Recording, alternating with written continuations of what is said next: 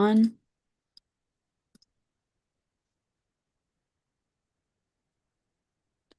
You are now live on Channel 8 and YouTube.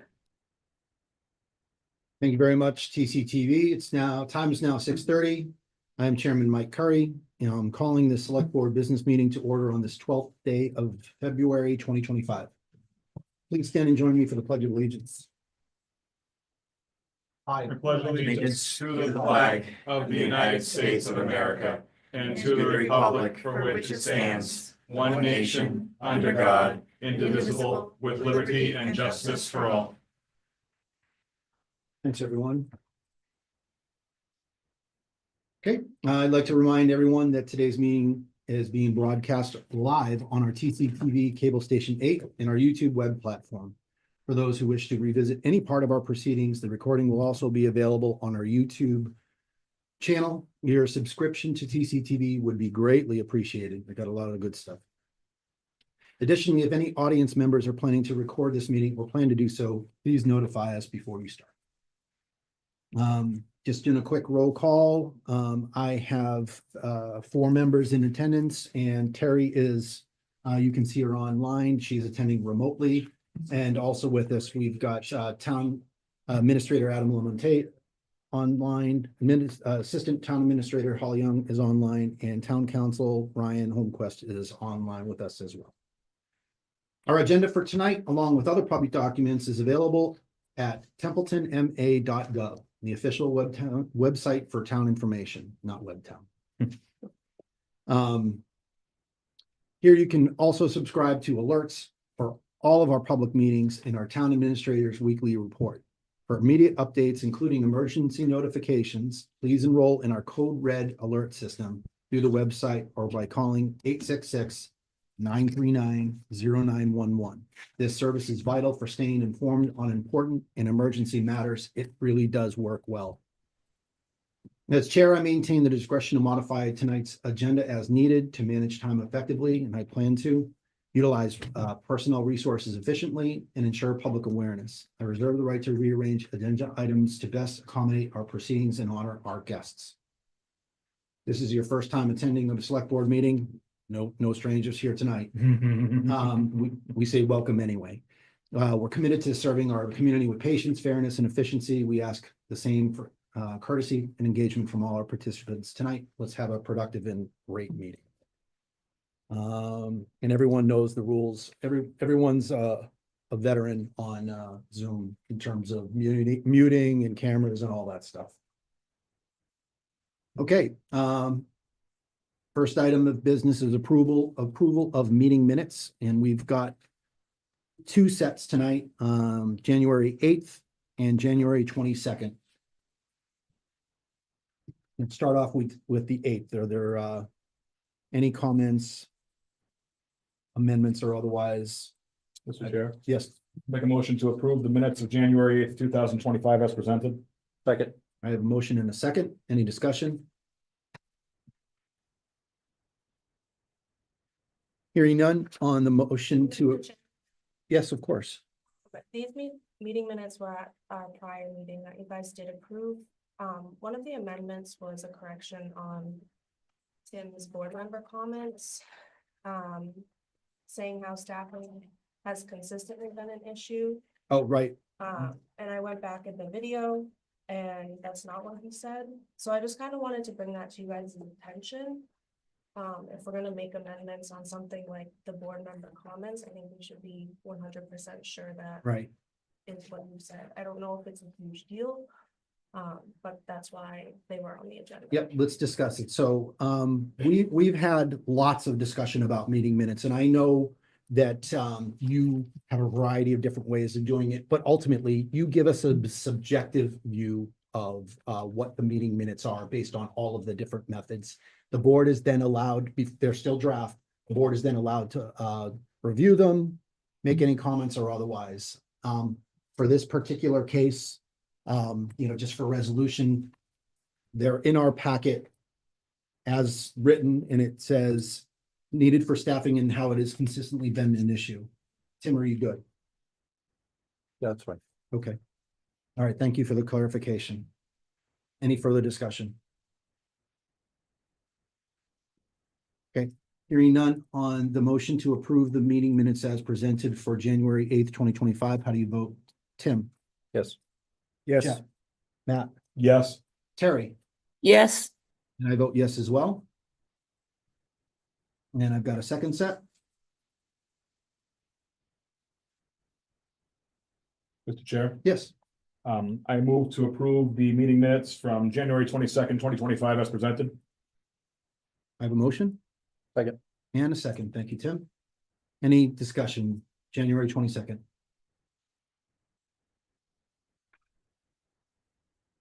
Hearing none on the motion to approve January 22nd meeting minutes as presented. How do you vote, Tim? Yes. Jeff? Yes. Matt? Yes. Terry? Yes. Now you vote yes as well. Thank you, everyone. We have no executive session minutes to consider. We are now to citizen input. Yes. Okay. You are.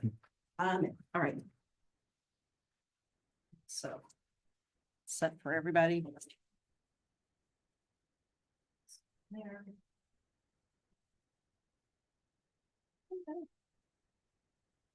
You're, set for your. Thank you.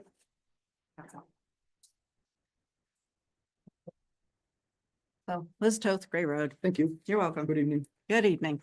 All right, so this is the annual, somebody's going to complain about the excise tax bills. This is me. Watch by it, right? Yep, You look. certainly can. So, in prior years, we have, my household have, not received any. We received some, and this year we received 4 out of the 5 that we're supposed to get. So 2 vehicles, 3 trailers, okay? So Tim went down, talked to somebody down here and said, hey, we didn't get the 5th one because we waited a few days going, okay, maybe it's got lost in the mail and not with everything else. Did not get it. Okay. So what you have in front of you is the missing excise bill, right? For, you'll see, $8.75. All right.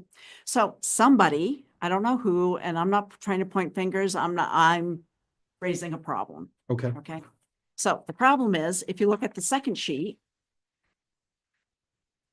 right, this is basically shows the excise tax was for $8.75. Somebody decided to send the missing one by certified mail, which was $8.95 to send. And then, so if we look at first class postage, which would have been for the first one, is roughly 73 cents. I'm guesstimating each envelope is like 5 cents. And then an employee time, I just took, Yeah, I understand. okay. So basically, to get $8.75, the town spent at least $17.28. So basically in the hole by at least $8.53 based on my assumptions. You guys see a problem with this? I understand. Yes. Okay. And how many other people has the town done this with? How much money is the town actually losing trying to collect money when you actually end up being further into the hole? Now, in past years, I've said, hey, prove to me that all excise bills have been sent. Oh, I've gotten promised. Oh, yeah, they all got sent. I have never seen proof that it's actually all been sent. You know, they go, well, it's not our fault if, you know, if you didn't receive a bill, we put it in the post office. Well, I'm sorry, here we are yet again, missing one, right? And I don't know how many other people are missing it. And so what I'm basically saying is every year somebody has this complaint. I'm sitting here in front of you going, enough, please, please, please, please, please do something to correct this. Bring it in-house, do something, the tick and tie things. And that's basically it. So that's my proof, that's my stuff. And thank you for the handout as well. So, okay. Okay, thank you.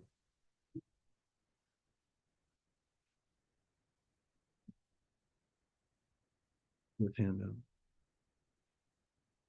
Just make Yeah. to note to make sure that what Ms. Toth is presented to us is included in the documents for the meeting at the end of the minutes, please. Thank you. Any other citizen input? Seeing none, we'll move on to administrator comments. We got Adam Lamontagne online. Good evening, Adam. Thank you, Mr. Chair. I appreciate the opportunity to speak. Well, it's been a busy couple weeks. I will say this, apparently a department document got put onto social media. Now, it's a public document, it has the right to be released. With me putting together the working group to explore cost-saving measures with the district. I will continue with that. I'm the chief financial officer, and it wasn't intended to be on social media, but that's where it went up.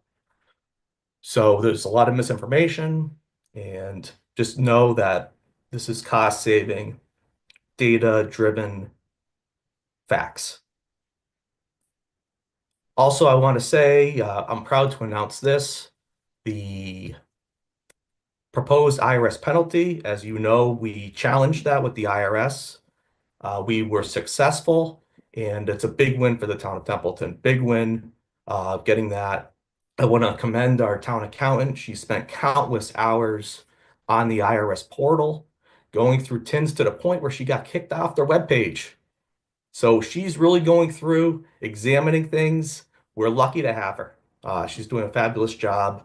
I'm really proud of her work and that work of all the departments. And now moving on to the budget. As you know, this budget, and I briefed the board, is a very difficult budget. The most difficult budget I've worked on since I've worked for the town. Since we used $430,000 to help the schools in fiscal year 25, we have to find that. I want to commend all my town departments. As you know, I'm not taking a pay raise come fiscal year 26. All the other non-union pay raises have been taken out of the budget. There'll be proposal to mothball buildings or build at least one building. We are examining everything else, reductions of stipends, employee appreciation party's gone. This budget's bare.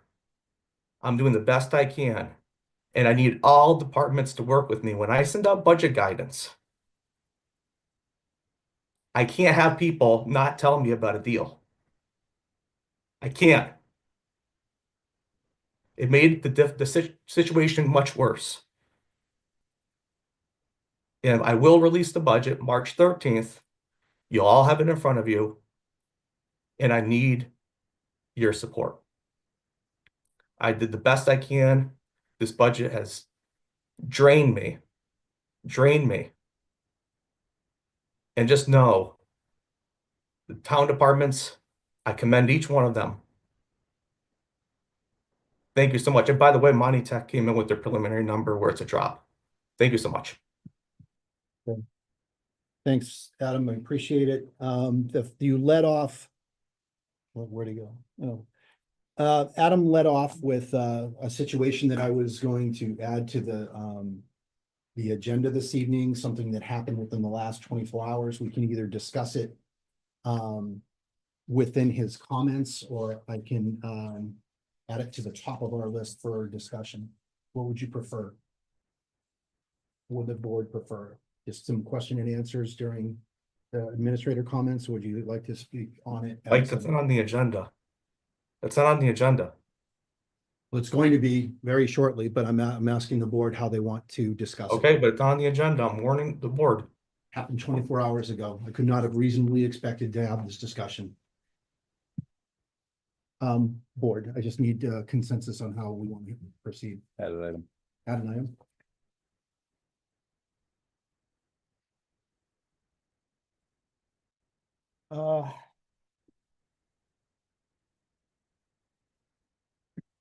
I'm just taking what the administrator said. And I would put this off to a next agenda to discuss it, because generally we don't go back and forth with comments, public or otherwise. Okay. And adding an agenda item right now at this point in time at the meeting, I don't want to deal with any more open meeting law complaints. I think we should just put this off till they add an agenda item to the next meeting or have a special meeting, one of the two. That's my thought. I agree with, I go along with Adam. And I agree with Mr. Bennett.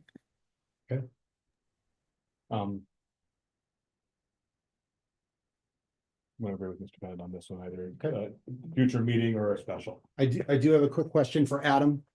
Are you conducting an investigation on how it got to social media?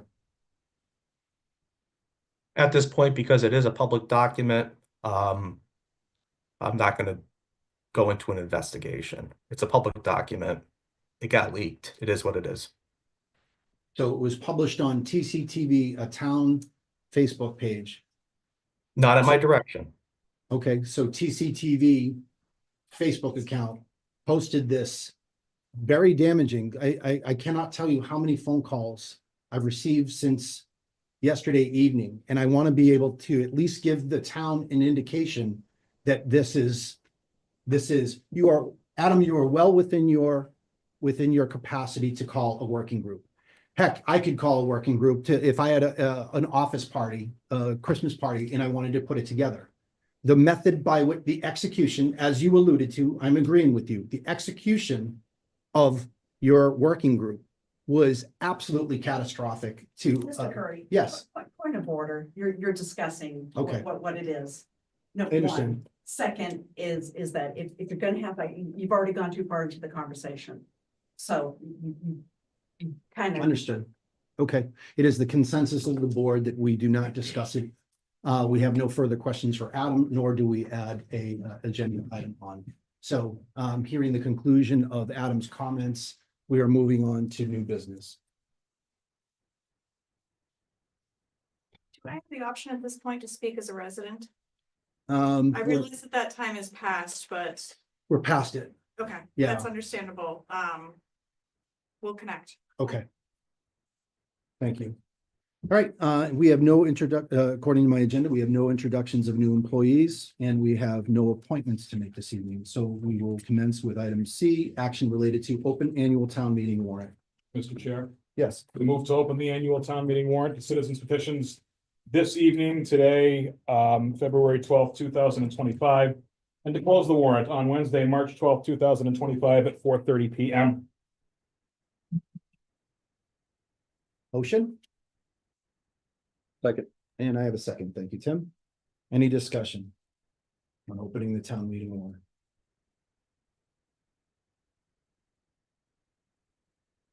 Hearing none on the motion to open town meeting warrant with the dates that Vice Chair has indicated. How do you vote? Tim? Yes. Jeff? Yes. Matt, always try and get it in front.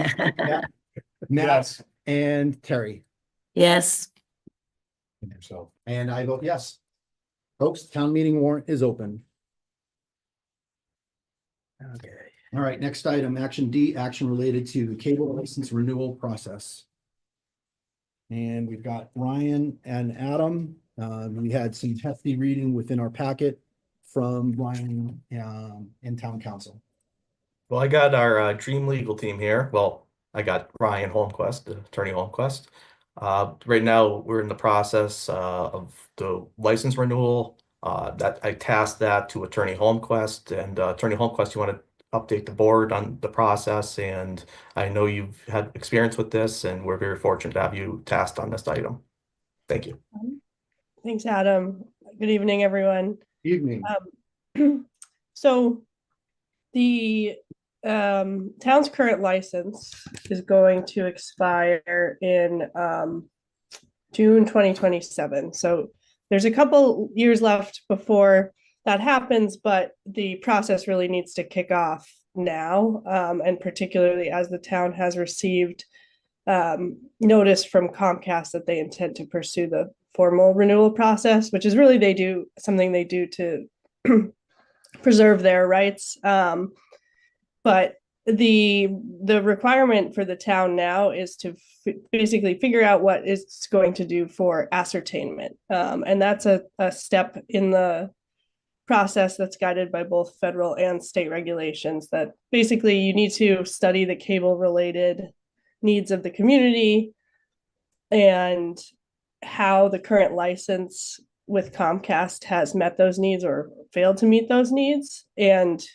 basically produce some findings, information that you're going to use to negotiate the next license with Comcast. And what'll happen after you finish the ascertainment process, produce whatever findings, report, have hearings. There's no actual requirements for what that process needs to look like. But keeping in mind that the result of it is going to be what you're taking into the next round of negotiations with the cable company to say, look, this is where we've been falling a little short. So for example, we want more, we want a little higher density, or we want you to serve maybe like a lower density neighborhood than you have been serving in the past, so more people can access cable service. So that process should get started as soon as possible, and when it's finished, you notify, or we'll notify Comcast, and that's when they'll present their proposed renewal license, and it sort of kicks off more of an informal negotiation process. So I'm happy to answer any questions about that process, but essentially, as I say in my letter here, the deadline to complete that ascertainment process and notify Comcast that, okay, we're ready to see your proposal would be no later than December 2026, and preferably 6 months sooner than that. So June of 2026. That's okay. All right, so thank you for that, Ryan. I appreciate it. We've received this information. What's your discussion at this time? I mean, there are, as she laid out, we can do it ourselves. We have a cable TV advisory committee. We can talk about how that would look and then hand it over formally. So, Mr. Chair, you're saying we could make recommendations to the Cable Advisory Committee and hand it over to them? Because what I heard that piqued my interest from Attorney Holmquist was expanding their carrier service to people that don't have it. Because I know there's people up the hill from me that they want $20,000 for them to have cable if they want to pay for it to go to their house. In this day and age, I think that's, if that's a possibility to expand the cable region, we definitely have areas that don't have digital equity as far as I'm concerned. Yeah, and I'm glad you mentioned that as well. So yes, that's exactly what I'm saying. And the fact that we have the digital equity plan that we can actually lean on that may have supply a lot of the data points for whoever performs the ascertainment period. June of 26th. I had that right, Brian? That's So, right. Yeah, we've got time to be able to structure it out, but I feel like the cable TV advisory should be carrying this out as part of their role. Yeah. Especially because they have that plan that was just done. So like Terry was saying, if you do have some underserved areas, we already had the identification of that. So it's almost like they could, if we're given 6 months time to do that, they could actually, that's the max that they would have reading through the documentation. They would be able to accomplish it, I think, probably a lot sooner, given the fact that they've got that entire study, the MRPC. Yeah. So that's a good point, Terry. Mr. Chair, could we invite Steve Castle into the conversation if he has any comments? Yeah, are there any other board comments before we grant that? We just recommend we give this to the cable advisory and let them run with it. That's what we have them for. Okay. Yeah. Since we have enough time, do we want to like basically rewrite this into a select board go-do memo? Or have them, call them in, have a joint board, go over this Ryan's document and then charge them. Either at our next meeting or again, Yeah. a special meeting so we lay it on the table so everybody knows Yeah, what we want. Exactly. done in the name of the town. okay. So for a future meeting. Okay. Makes sense to me. Steve, he's got his hand up. He was waiting.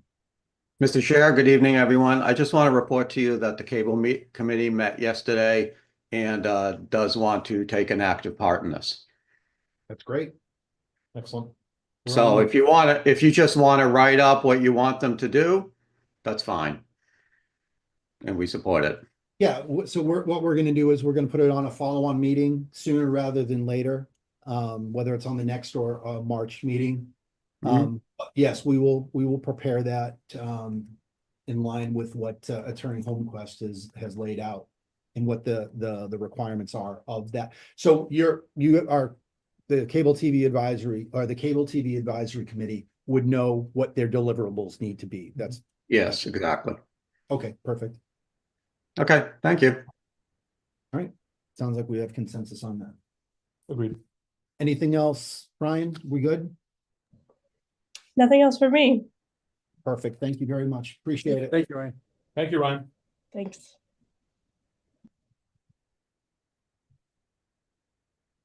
Okay, next item for action is item E, sewer debt for Crotty Ave pump station and a roof at wastewater treatment plant. What you have, if I may? Yes, Or- go ahead. Oh, Thank you, Adam. Well, these were both authorized by town meeting. I believe one was 23 fall or special town meeting, and then the other one was 24 fall special town meeting. And those projects both went out to bid. Now we went through the whole process with Hilltop for the notes, and it has to go in front of the select board for approval. Obviously, these are bonds under the town of Templeton. The sewer department would have to pay those through us, through the town, obviously. And they're for your consideration this evening. Thanks, Adam. I guess my only question within the memo that's got a signature block for clerk of the select board. It's the sale of the bond. It doesn't mention the purpose for it. Is that standard? I recognize that the document is for the sale of the bond, but it doesn't need to mention the purpose at all. We're all set. Hilltop does a professional job. They did Right, since I I've saw been the- here. They've always done our debt. You're gonna have a ton of papers to sign though, so I want the board to be aware. And then obviously the treasurer collectors have to sign. I believe Mr. Ben also has to sign one document as the clerk. Yeah, think that's that's what I was referring to. I see all the Hilltop security supporting documentations. I was just, I was combing through it and just wondered why it didn't mention what the purpose was for it. But I also recognize it's also a vote of the select board for the sale of the bond. So I don't have any further questions. Some good news though for the board to be aware, from what town meeting authorized by going out to bid, a lot of these came in under, so we didn't have to go out for the whole full debt authorization. So that's some good news. And that's gonna help with the sewer budget as well. Okay. And that also means there'll be a debt rescission at some point, I would expect as well. At some point. Yeah. I mean, we took care of quite a few of those, so. Thank you. Jeff, Tim, Terry? I'm just glad to see this finally coming to the finish line. This has been a long, arduous process. The only other question that I have, and this is a technical question in this case, it does say that the motion is included in the packet. I don't see the motion. The motion's that full page. The one that says vote of the select board. I, the clerk, and then it says voted to approve, so you have to read all that. We gotta Sorry. read the whole thing, okay, Sorry about that. okay, well, Shut up, you love to read. hey. I just wanted to make sure that I was right, that's really what that was. All right, You shake the dog, you get. yeah, go ahead. Mr. Chair, Yes. I move that the clerk of the select board of the town of Templeton, Massachusetts certify that at a meeting held of the board held February 12th, 2025, of which meeting all members of the board were duly notified and at which a quorum was present. The following votes were unanimously passed all of which appear on the official record of the board in my custody. Voted to approve the sale of the $2,430,000 4% general obligation bond anticipation notes, the notes of the town dated February 20th, 2025, and payable February 19th, 2026 to Piper Sandler and Company at a par and accrued interest, if any, plus a premium of $17,860.50. Further voted that in connection with the marketing and sale of the notes, the preparation and distribution of a notice and sale of preliminary official statement dated January 25th, 2025, and a final official statement dated February 4th, 2025, each in such form as may be approved by the town treasurer, be and hereby are ratified, confirmed, approved, and adopted. Further voted that the town treasurer and the select board be and hereby are authorized to execute and deliver a significant events disclosure undertaking in compliance with SEC Rule 15C2-12 in such form as may be approved by bond counsel to the town, to which undertaking shall be incorporated by reference in the notes for the benefit of the holders of the notes from time to time. Further voted that we authorize and direct the town treasurer to establish post-issuance federal tax compliance procedures and continuing disclosure procedures in such forms as the town treasurer and bond counsel deem sufficient, or if such procedures are currently in place, to review and update said procedures in order to monitor and maintain the tax exempt status of the notes and to comply with relevant securities laws. Further voted that any certificates or documents relating to the notes, collectively the documents, may be executed in several counterparts, each of which shall be regarded as an original and all of which shall constitute one and the same document.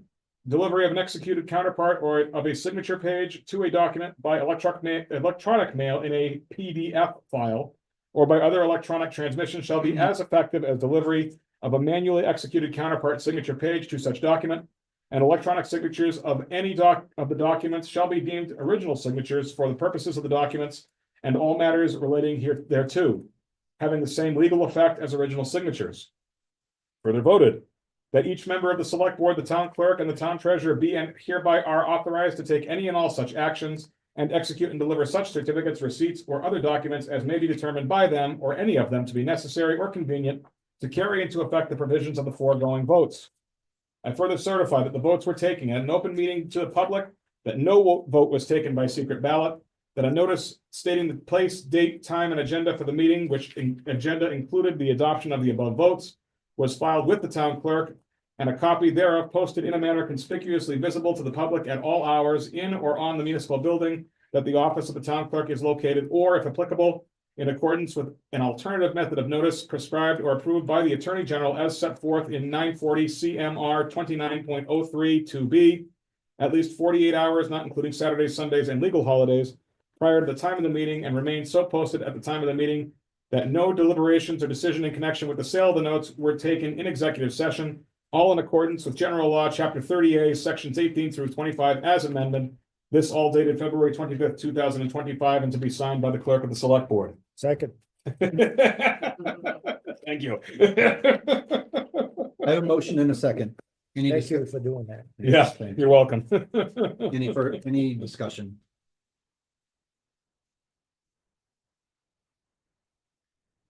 Hearing no further discussion on the motion, lengthy motion made by Matt concerning the sewer debt for Crotty Ave pump station and roof at wastewater treatment plant. How do you vote, Tim? Yes. Jeff? Yes. Matt? Yes. Carrie? Yes, And I vote yes as well. Thank you very much, Matt, and the rest of you. Moving right along, next item is action related to the MassDocs Joinder agreement. Well, this is good news. I know Select Board Member Toth was waiting for this time to come with the Baldwin School sale. I believe we have Mr. Zoller on the line. Hi, everybody. Can you hear me okay? Matt? Hey, Matt. Hello, good to see you. good You wanna evening, take- Matt. You want to take it from here or through the chair? Sure, through the chair. Mr. Chair, members of the board, thank you for putting this on your agenda this evening. I'm here to just offer some clarity. If you have questions particularly, I think it's pretty self-explanatory. I think Ryan is also here representing the town and will be part of the closing. We're getting very close now to closing the transaction. All of the financing has been arranged and all of the lenders are at the table. We actually kicked off our closing calls last Friday and we continue to have them every Friday going forward until the transaction is complete. The purpose of the agenda item tonight is to ask the town if they would be willing to join the MassDocs lenders. So there's various cities and towns throughout the Commonwealth that subscribe to the MassDocs process. And what it is a uniform set of documents that have been approved by the state that allow for the CPA resources, in your case, to go into the transaction. We also use the MassDocs forms for all of the other resources, home funds, affordable housing trust, anything else that the state puts into the project. So it's a streamlined way for everybody to get comfortable with the loan documents. And so that's why we're presenting this as an option for the town. And so we thought, you know, it would be great if you could do this. It would make the transaction go a lot smoother. So that's the request before you. I can give you any other information you'd like on the project or updates that you need, but that's the request this evening. I'll ask it in a second. Okay. Yeah. So Matt, thanks for joining us. I had a feeling that this was, it's part of a formality for the process. And I did some research to understand that this is the bottom tier. Like there are top tier documents this feed into, but this goes to the municipality so that we become the lender that's part of the process that you will be going through for the renovation project. Correct. And if the town decides not to go this route, then you'd have to create your own set of documents that have not been reviewed by the lending parties. And so it just becomes more complicated and costly. So this is a way for the town to, you know, just streamline your participation and make sure that, you know, you are protected the same way that the Commonwealth is through their loans that they make to the project. Okay. Yep. Terry, Tim, Jeff? Are there any risks? What would be the risks involved? I think it sounds good, but I just want to ask if there could be any risks. I think this is more of a risk mitigant, in my opinion, because so many people have reviewed these documents. You're also going to be a party to the affordable housing restriction that all of the other lenders are signing as well. So I think it gives you that comfort that you know that all of the other state investments are being funneled through these documents and that they've been reviewed by many, many attorneys. And, you know, Ryan might speak to their involvement, but this makes life a lot easier for everybody at the end of the day. So that's why we've made the request. Thank you, Matt. Go ahead, Ryan. It looks like you came off mute. Oh, so I certainly defer to Mr. Zoller as far as how this is helpful to them. In terms of risks to the town, so this isn't something the town would be required to, even if they do sign the joinder. There are still ways to opt out of certain parts of the process. And so it really is more of an entryway into using these documents and streamlining the process. And certainly many communities have signed the joinder and are participating as MassDocs lenders. Thank you, Ryan. So you didn't see anything wrong with it? You didn't see anything we needed to opt out of? I don't I don't really have any reservations about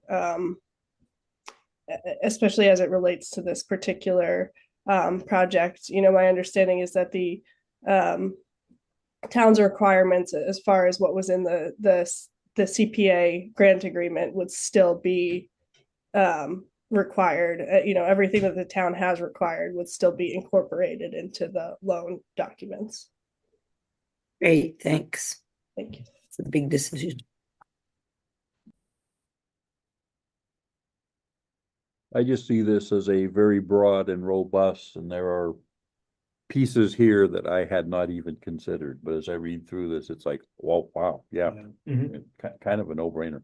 Yeah, I did the research on like what, you know, the genesis of it, but like I let off with, it's part of what Matt it uses as grease to be able to make things work together. Matt, is this normal for a lot of your other projects? Yeah. Oh, yeah. Town of Bridgewater did this as well with us. You know, it's very common. I just on my other screen over here, I'm looking at a document I received from our attorneys this evening, which is the closing agenda, and there's 150 documents on this agenda. So, you know, the town being a part of the MassDocs piece of this would be very helpful in terms of just our ability to review documentation. So when we read one agreement, we know that that's very similar as the other agreement for MassDocs, right? So one mortgage for one set of financing in the MassDocs process is the same as the next. We just changed the numbers and some of the terms, you know, and those are all very easy to pick up through a black line process, which is how we review these documents. So if the town were to create their own set of documents, that would create more review time, you know, more effort on the part of Harrington and Heap. So I think it's really just a great way for you guys to get exactly the protections that you need and the documents that you want, and still, you know, be a part of the process and make it streamlined. So that's how I'm looking at this. Yeah, it's pretty commonplace, to answer your question directly, Mr. Chairman. Yeah, thanks, Matt. Anything good?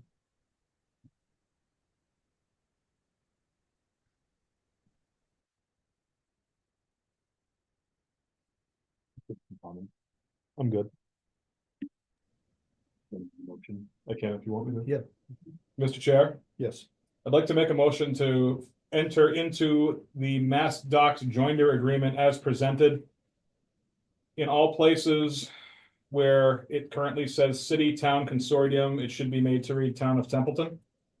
And for the chair of the select board to sign with a notice address of town of Templeton, 160 Patriots Road, East Templeton, Mass. 01438, attention office of the select board. Second, I have a motion. I have a second. Any further discussion? I'll pick it all off. If I may, Yes, Adam. Mr. Chair? Yeah. Ryan, would you be able to work with Mike to get that signed electronically through the chair? Attorney Holmquist? I can do that, yes.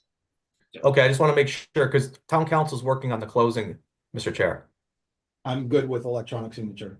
Okay, just want to make sure. Thank you.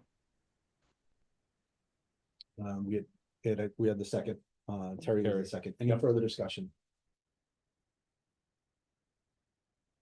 Hearing none on the motion to enter into the MassDocs joinder with the chair to sign. How do you vote? Tim? Yes. Jeff? Yes. Matt? Yes. Terry? yes. And I vote yes as well. Thanks for coming on, Matt, Ryan. Thank you all. This is great. Thank We're you. excited. We're really cooking with gas now, as they say. So Yeah, lots of work. yeah, we're Double ready thumbs up for it, for and we'll be before you know it with a groundbreaking ceremony. So we're looking Right. forward. All right. Exciting. Thanks, All right, Matt. thanks, everybody. Have a good night. Have a good night. See ya. Night. Okay, moving on to action item G. This is a 2-day wine and malt license for Deer Creek Farm Bagels.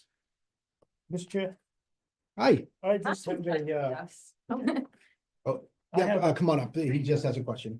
I would prefer if we gave them their Victrola license first, so they would be operational from a license standpoint, and then give them. Take Okay. I out of their order and wine, then go their back to wine. G. It just Yep. Makes Yeah. no sense to me. All right, so we're gonna take action item H first, action related to the common victualler license, Deer Creek Farm Bagels. Makes sense. Good evening. How are you? Hello. Good. Thanks for putting us on so last minute. Sorry about that. And I'm just gonna introduce myself. You probably know Madison Mahan, the owner, but I'm Sydney Plant. I'm one of the managers there. So. Good evening. Welcome. Great. I'm- And Holly Young, our assistant town administrator, deals with all of our license or otherwise. So Holly, Yeah, are we gonna do the common victular first? That is Yes, correct. That's a good idea. I should have put it in that order on the agenda. Good catch. So Tim had brought this to my attention and I had reached out to them and they did the application and they are all set with everything. Chief Bennett is okay with it. Department, Board of Health is okay with it and they've supplied all the documents that they need to. Okay. And obviously it's your recommendation to approve, right? So I would entertain a motion. This is item H. Mr. Chair, Yes, I move to approve the common victual license. I'm sorry. just go right through it. Yeah, No one's- move to no one's approve the counting. common Bittler license for Deer Creek Farm Bagels as presented. Second. Yep, I have a motion and Tim was a second. I only got the second because I actually pronounced it correctly on the last time I try, I think. Any discussion? Hearing none on the motion for the common victular license for Deer Creek Farm Bagels. How do you vote, Tim? Yes. Jeff? Yes. Matt? Jump all over themselves as soon as I'm trying. I'll get it. Yes. Terry? Yes. And I vote yes as well. Congrats. And Congratulations. let's Double jump that. back to item G, which is the 2-day wine and malt liquor license for Deer Creek Farm Bagels. Holly? Yeah, so Sydney that is there, she's the manager. She is tip certified and I have her certificate. She's gonna be the one serving for both days of the events. And Madison had gotten everything into me last week and told me the dates and I said, oh boy, we'll get it on there next week for you so you can have your Valentine's Day event. They've supplied everything they need to supply and I would recommend the board approve this. Right. What's the actual event? What is it for? It's wine glass painting. Wine glass painting. Yeah, it's only gonna be an hour and a half. It's self-paced. So it's gonna be relaxing. Hopefully, we're gonna have a small choice of appetizers, so there will be food available, 6:30 to 8. And there'll be desserts too, so they're not just gonna be Yep. drinking on an empty stomach. Yep, smart to have Yeah. the times match up with that, like to 5 to 9. Okay, any other questions? Hearing none, Mr. Chair? yep, thank I you. move to approve the 2-day wine and malt license for Deer Creek Farm Bagels to be held on Friday, February 14th from 5 to 9 p.m. and Saturday, February 15th from 4 to 9 p.m. Second.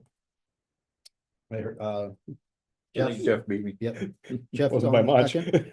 Okay, I have a motion and a second. Any further discussion or questions? Hearing none on the motion for 2-day wine and malt liquor license for the 14th and the 15th, for 5 to 9 and 4 to 9 respectively. How do you vote, Tim? Yes. Jeff, Yes. Matt, Yes. Terry, Yes. and I vote yes as well. Thank you guys so much. Well done. Thank you so much for your time. Good luck. We hope that your event's successful. Thank you. We'd be offended if we No, we would not. skedaddle. No, we would not. All right. Have a great night. Thank you, everyone. You for as your well. time. You're quite welcome. Okay, next on, we've got 3 items left under new business. First item is a discussion related to potential forensics accountant contract. Tim, Yes, thank you. you're welcome. So this is something I was looking into, paying attention to what we have going down. We signed a contract back on the 6th of May, 2022, when I was the chair with Roselli Clark and Associates, and it was a 3-year term contract. $28,000 fee for the 3 years. And in the event we wanted a single audit, there would be a 1 grant single audit at a fee of $6,000. Any additional audits at $1,500 each. And if any of the audits were related to an ARPA, the town would charge all or a portion of the single audits to the ARPA grant. So ARPA funds have already been expended. And I was looking into this and it's like, okay, it's time to start looking at this, dusting this off and considering where are we going next. So one of the things that popped into my mind, and this is something I picked up at an MMA conference, it is a common business practice to not stay with the same accounting firm year after year after year. At the 3-year, 5 at the outreach, consider making a change and moving forward. So that would be one thing to consider. Here we are mid-February, and this comes up early May, so this is the time to be looking at this. The other piece of this, just calling around, just trying to get a general feel and what would a audit cost? And I was looking, if we're gonna do a forensic audit, let's do a full audit on the town's books. And let's do a deep look back, 5, 6, 7 years perhaps. Nobody would just spitball a number, and I didn't anticipate they would. And of course, they want some kind of a commitment. I says, no, I'm not into that position. I can't do that. And, you know, I understand, you know, this is a big commitment on time. I get that. The other piece of this, and I thought about it, and it's like, we have a state auditor. So I reached out to them. No cost to the town to have the state auditor. However, like everything else, there's a set of rules. We can request it. We start off, we have to have a meeting in a public session, and this would probably be at a later date, have a meeting. Come to a consensus. If we want to agree with it, we propose a letter.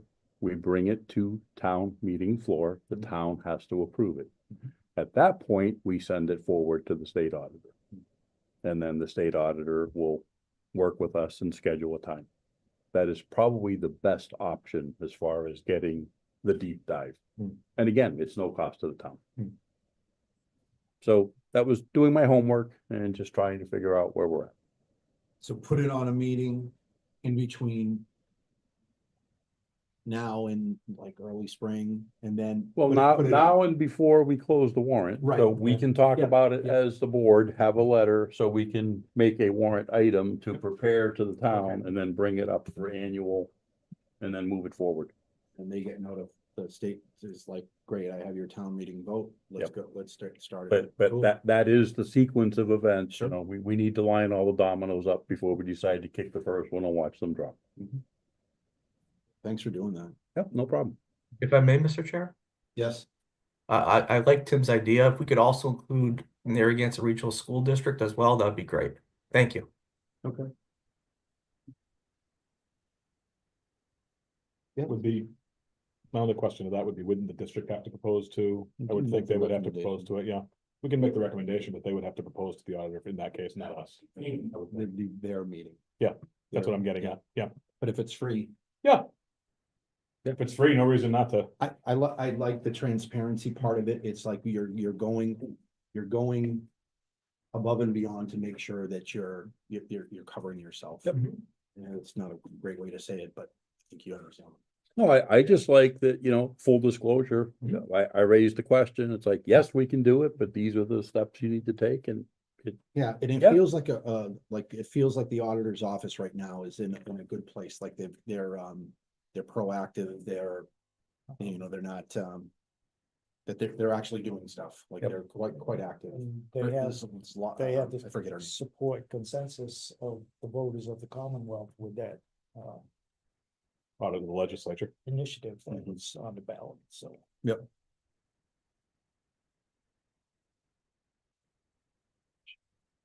Mr. Chairman, Yes. you have a question? Oh, I'm sorry. Yeah, I did see your hand. I'm sorry. No, and I'm just curious, what was the result of the audit in the last contract period? We went over it.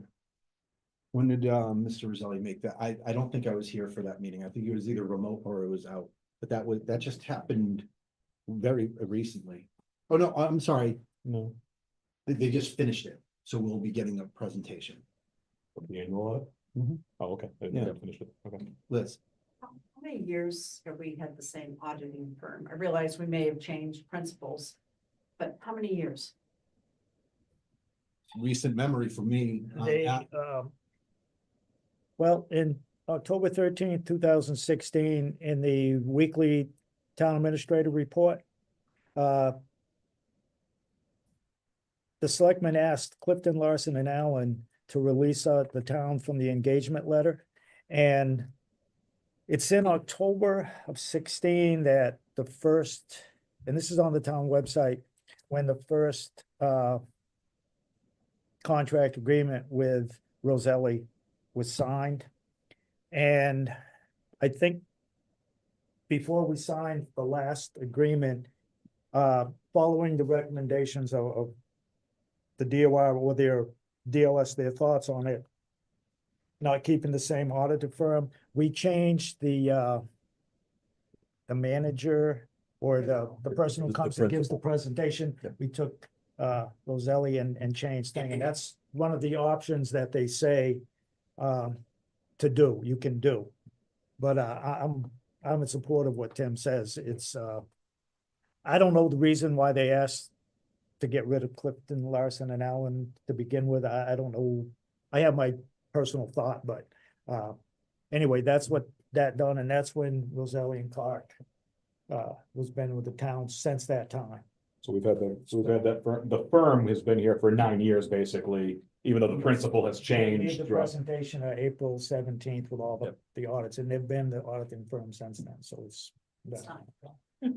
Yeah, just looking backwards, like when you and I walked around the MMA trade show a few years back, and They've got several. there were several Yeah. auditors there, Yeah. so They're out there. And There is a they're pool to draw friendly, from. like they understand that Yep. that towns rotate, so it's not like, you know, shrugging their shoulders or otherwise. So that was definitely what I got talking with them as well. I had the same feel as we were communicating with all of them. And it's on the DLS website. Best I can practices. keep track of Yep. list of auditors that are Yep. out there.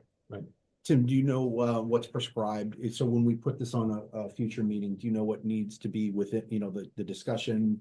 I mean, it's easy to put it on the agenda. Do you know what needs to be the meat and potatoes of that discussion, just that we want, that Yeah, our intent? I will go back and I'll take the email and break it out. Sure, okay. Anything else? We had gone to the audience. Okay. Thanks, Tim. Glad to help. We are moving on to item J, discussion related to, Terry, you had asked for, I had in my notes, you wanted to discuss the advisory committee read file. Yep, I just thought it would be, polite to acknowledge that they've been making recommendations, and I think some of them aren't pertinent anymore. One of the first ones was diesel trucks. I think that was a little bit, I know Mr. Bennett handled that. And then there was another one on pay raise increase and increase in hours for Ryan at the senior center. I don't know if anybody has if anything was done about that. I don't remember if that was on our agenda or not. But let's remind everyone, the read file is produced by their meetings and then submitted by the chair for the select board's consumption or the town's consumption. Select board. It's Okay, in our read file, so. okay. And then So- they had a discussion about, so I don't know if anybody wants to entertain or put it later, on a later agenda about pay raise and increased hours. As we're trying not, I know the budget stuff, so I don't think that's gonna happen right now. Then the third one, did you have something, Adam? No, I'll have to wait, Mr. Chair, if I may. sure. The last round, because we had the select board approve the pay raises. And with the budget, we'll be able to make that recommendation work. Yeah. But in 26, there's no raises, Terry. Okay, And thanks. honestly, For we can non-union, even- that'll bleed into the next agenda item, so we can, that's really the appropriate place to talk about budget conditions. Yeah, But as so the far as- next, sorry. Yeah, the read file is what we're talking about. So the next one, they were wondering, and I had a conversation with actually Justice at the assessors. They were wanted to be designated as special municipal employees for the purpose of conflict of interest. That was in the letter. I was under the impression that you have to be dealing with money. You're in charge of money. They have their emergency fund. I don't know if Adam can comment on that, if they need to be designated as special town employees because they have the emergency fund that they dole out. Or they Yeah. don't touch that, they just make it, they just send it to a department head. Could I just put the, pump the brakes for a little bit? So the discussion item is advisory committee read file. Yeah, But that, I mean, it seemed, yeah, that's it. Different from.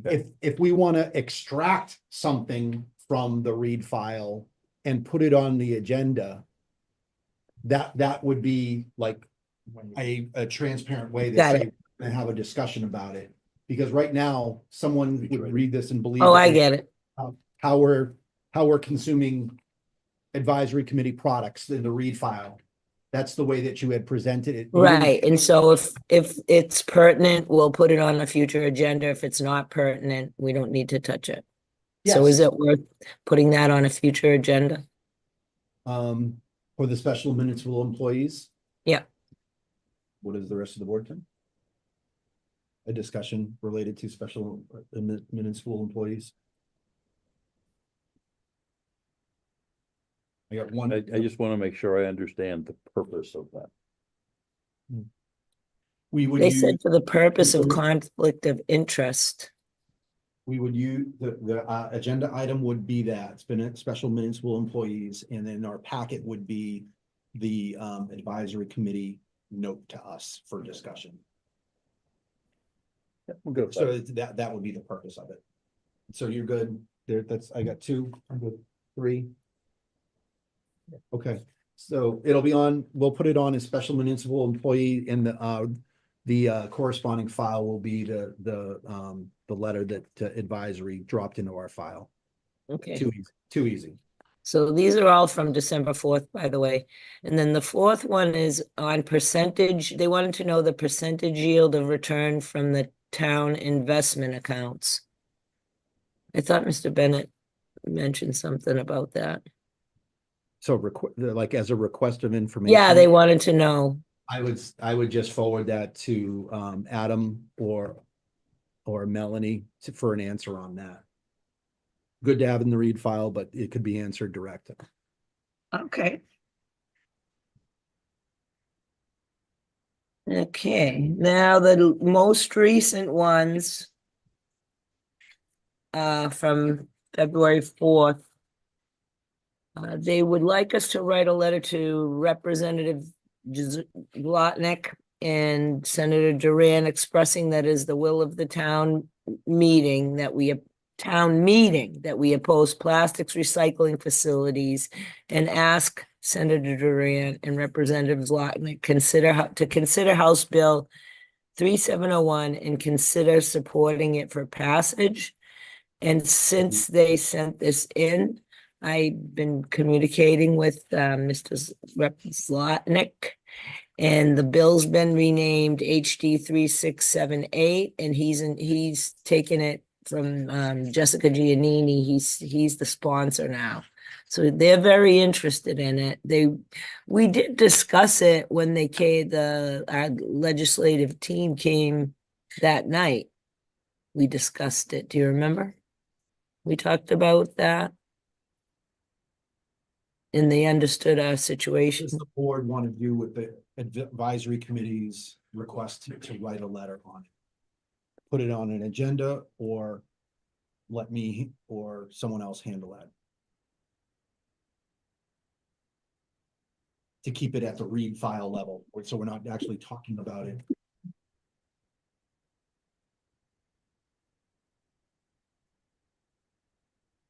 You want to review it in a future meeting and then make the decision whether we write the letter or who writes the letter? I think we should review it. We should probably meet in conjunction with the advisory. Advisory.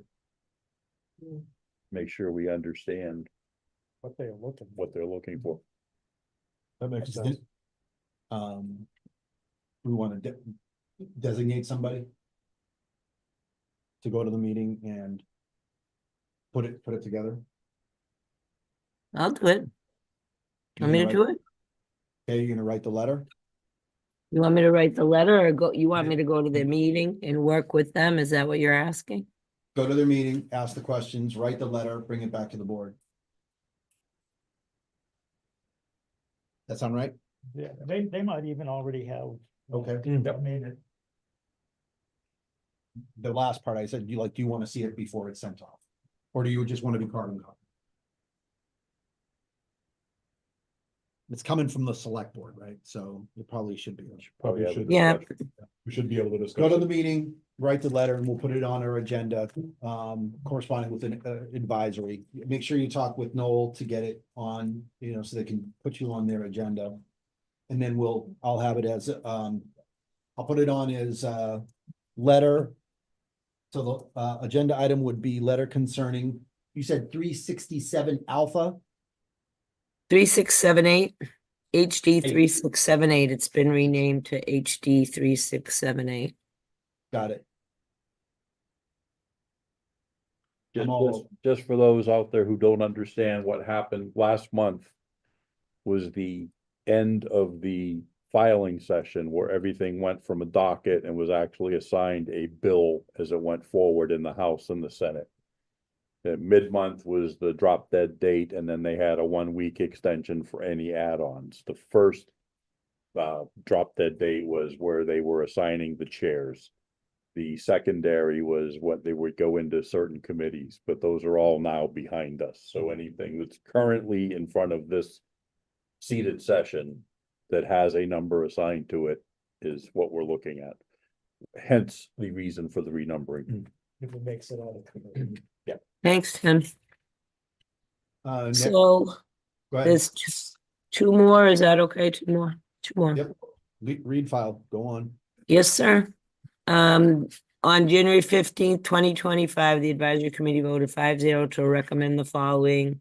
That the select board place on their agenda for discussion as soon as possible, the regional agreement between Templeton and Phillipston for the Narragansett Regional School District. Also, we recommend that the select board vote to have the town council draft a letter requesting or demanding that the town of Phillipston sign the agreement as soon as possible concerning the bond issue for the construction of the elementary school located in Templeton Center.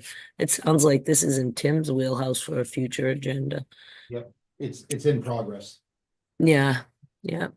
So so just in progress. It's already in progress. We Okay, will- and then is the last. Wait a minute, I think this is, that was the same, the 2 are the same. So that was the last one. Oh, that was the last one. All right, thanks, Terry. Thank Anything- you, gentlemen. Mr. Currie, Yes, I think this is in topic, all right, and if you can tell me if it's not. If that is already in progress, then why did the town administrator? And I really don't want to get too far into that other conversation. It sounds like if it's already in progress, why would the town administrator reach out to anybody else? it's not related, Okay, all Yeah. right, thank you. not related to what, the letter from the advisory committee. Well, it's, Seemed like that the has same- some, that has some to And do with I'll, it. if it's not, that's fine. Do they share the name? I mean, they're, because they have the name, the same titles in them, but they are not corresponding. What Adam's work is separate to what the select board's already, the fact that they wrote a letter on it, it's not that we're taking their action to do something about it. It's something that the board's already preparing for an agenda item. Yep. Okay. All right, last item of new business, got my name on it. I wanted to give some minutes to discuss the budget conditions for FY 26. I appreciate that Adam gave us his ongoing assessment of where he's at. It doesn't sound great the way he describes it, and I had a conversation with him weeks ago that, I said, we've got to be able to the board needs to be able to understand the entire enterprise of what's happening. And I said to to Adam, you've got to be our agent of, we have to be able to rely on revenue information. We have to be able to rely on, what are you using as a percentage for insurance and things like that? So we can wind up, as the picture comes into focus, that we aren't chasing data points. I had even said, as we were working together, I said, if we got to play bad cop, good cop, like, I understand that you're making it seem very doldrum and, dire. But we have our charge in front of us, and there are lots of different things that we can still consider. We've got some, Air Force term, runway in front of us to be able to make some, considerations. Last Thursday, there were three of us at the tri-board meeting, and we heard the school district's budget rundown. And so by way of budget conditions for FY26, they are in a budget deficit again, in the tune of just under $1 million. So that is conditions going. We've already jumped into it. We're, what would you say, like knee deep into it at this point. We're getting up to our waist, and now the actual pieces of it. And again, I said the picture starts to come into focus. That's one of the conditions that we're looking at right now, is that the school has already identified where they need, over last year, for a level funded budget, that they are going to need $965,000. Doing the quick back of the napkin math at the meeting, if the town, from a peanut butter spread perspective, if the town were able to say, I can give you 2.5%, that still represents about a $751,000 shortfall for the school. So from NRSD perspective, that was my takeaway from the meeting in terms of budget conditions. But that's really, other than what Adam provided for us as the town side of things and what we received from the school district, those are what I'm looking at for budget conditions. But I open up that for the board's discussion. I would just note that, with the governor's initial budget for fiscal 26, House 1 commonly called, within it, it states that the regional transportation, regional school district transportation is being funded at 95%. But if you look at the numbers, the amount allotted for Narragansett district went down. Didn't you say it was How you do that, I 80? don't know, because last year was 80 something, 90%. Anyway, they funded more this year, but Narragansett's share has gone down. That's a puzzling thing. And just of a note, last year, the original number that was in front of town meeting before it was amended, it was $127,000 less than what they originally was going to ask for.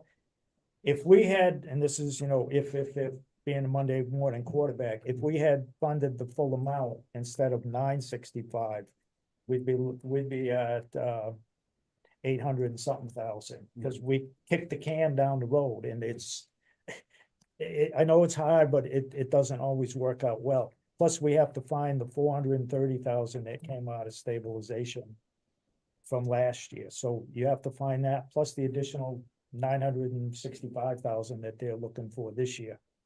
Unfortunately, we're gonna have our town meeting before the state gets their budget together, because I couldn't find the last time they've done it before June 30th. And there's another supplemental budget that the governor just put out. So there's a lot of things that can happen between now and, I don't know, the middle of summer, August, by the time the state finalizes their budget. But we are going to go into town meeting.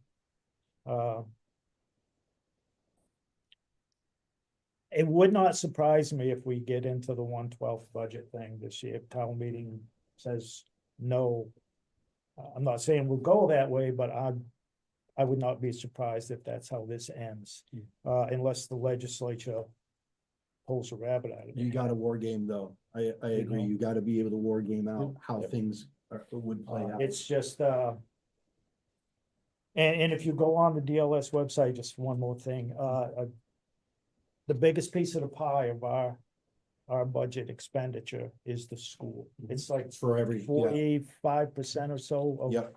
And the second biggest one is, I shouldn't do this off memory, because it don't work out well, because my memory is, Only just had. I didn't bring it webinar with me.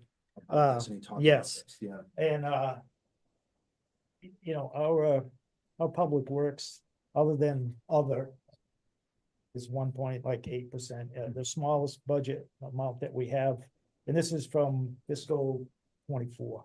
So this is, you know, back a ways, but it's the most up to date that they had, was like 6.89%. That's our roads. That's sidewalks, and that's really service for the residents.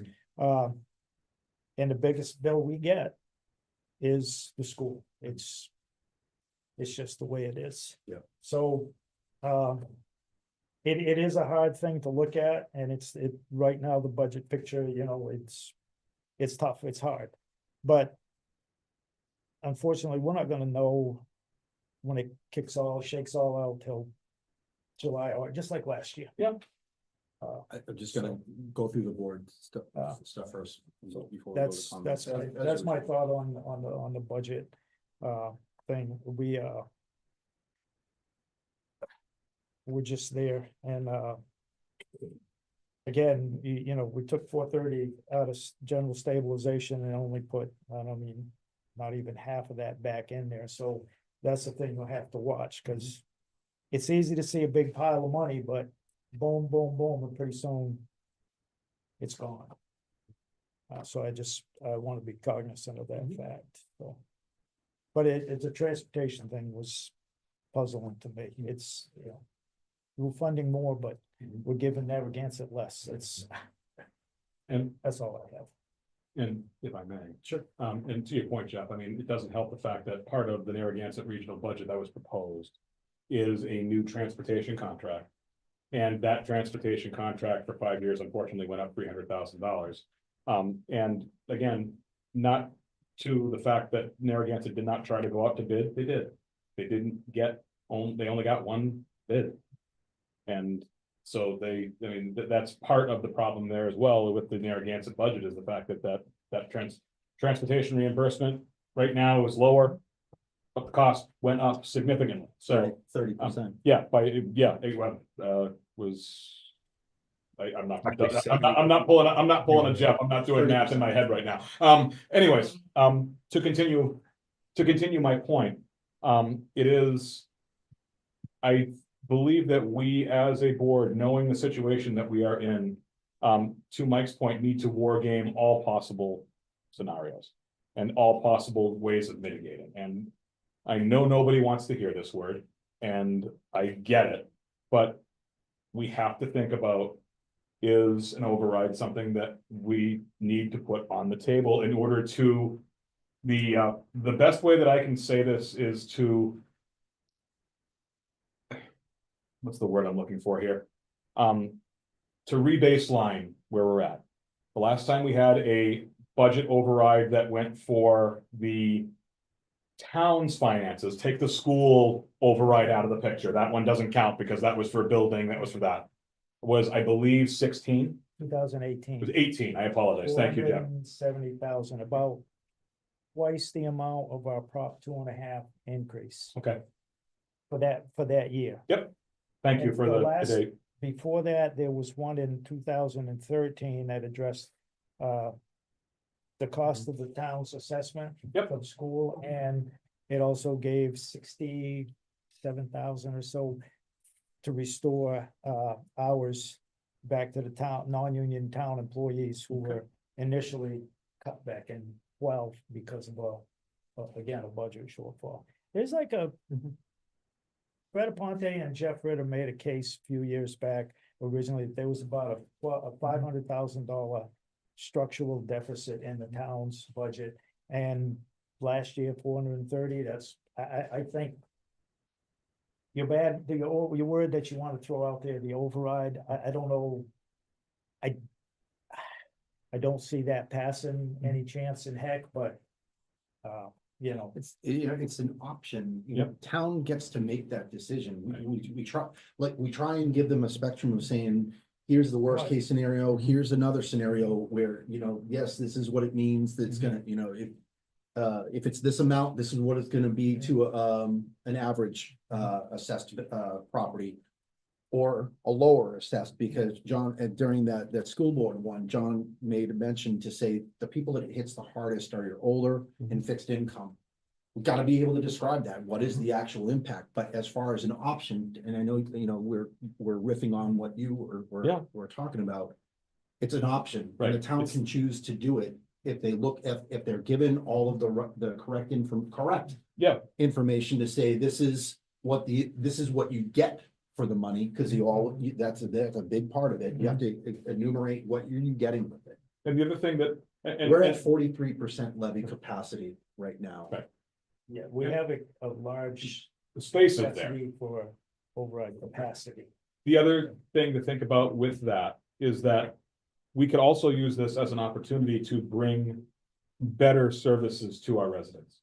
We are very well aware of the fact that we do not have enough police, we do not have enough fire, we do not have enough DPW workers in order to maintain our town the way that we would like it to be and the way that our residents expect it to be.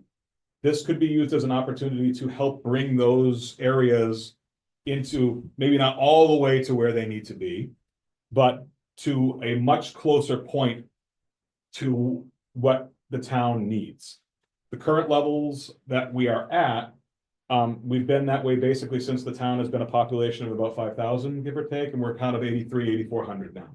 The population has grown quite a bit, and that does put a strain on services. And we need to be cognizant of that, and this could be an opportunity for us to, like I said, not maybe get it the whole way there, but to at least begin the process of right-sizing our department services so that we are giving our town residents the services they expect and need from us. So it's something also to think about in that respect. Yeah, they're plugging the holes with part-timers that they can't get. Oh yeah, they're using duct tape and everything else they can in order to keep it put together right now. And we have received feedback from Police Chief Bennett, from Fire Chief Dickey. We received feedback from them that they are not fully staffed, and we understand that. So it's there's an opportunity here to present that as well. Again, present it the right way and present it in a way that the townspeople understand it and understand what the impact is. There's a possibility here to really do some good for the town as far as our services go.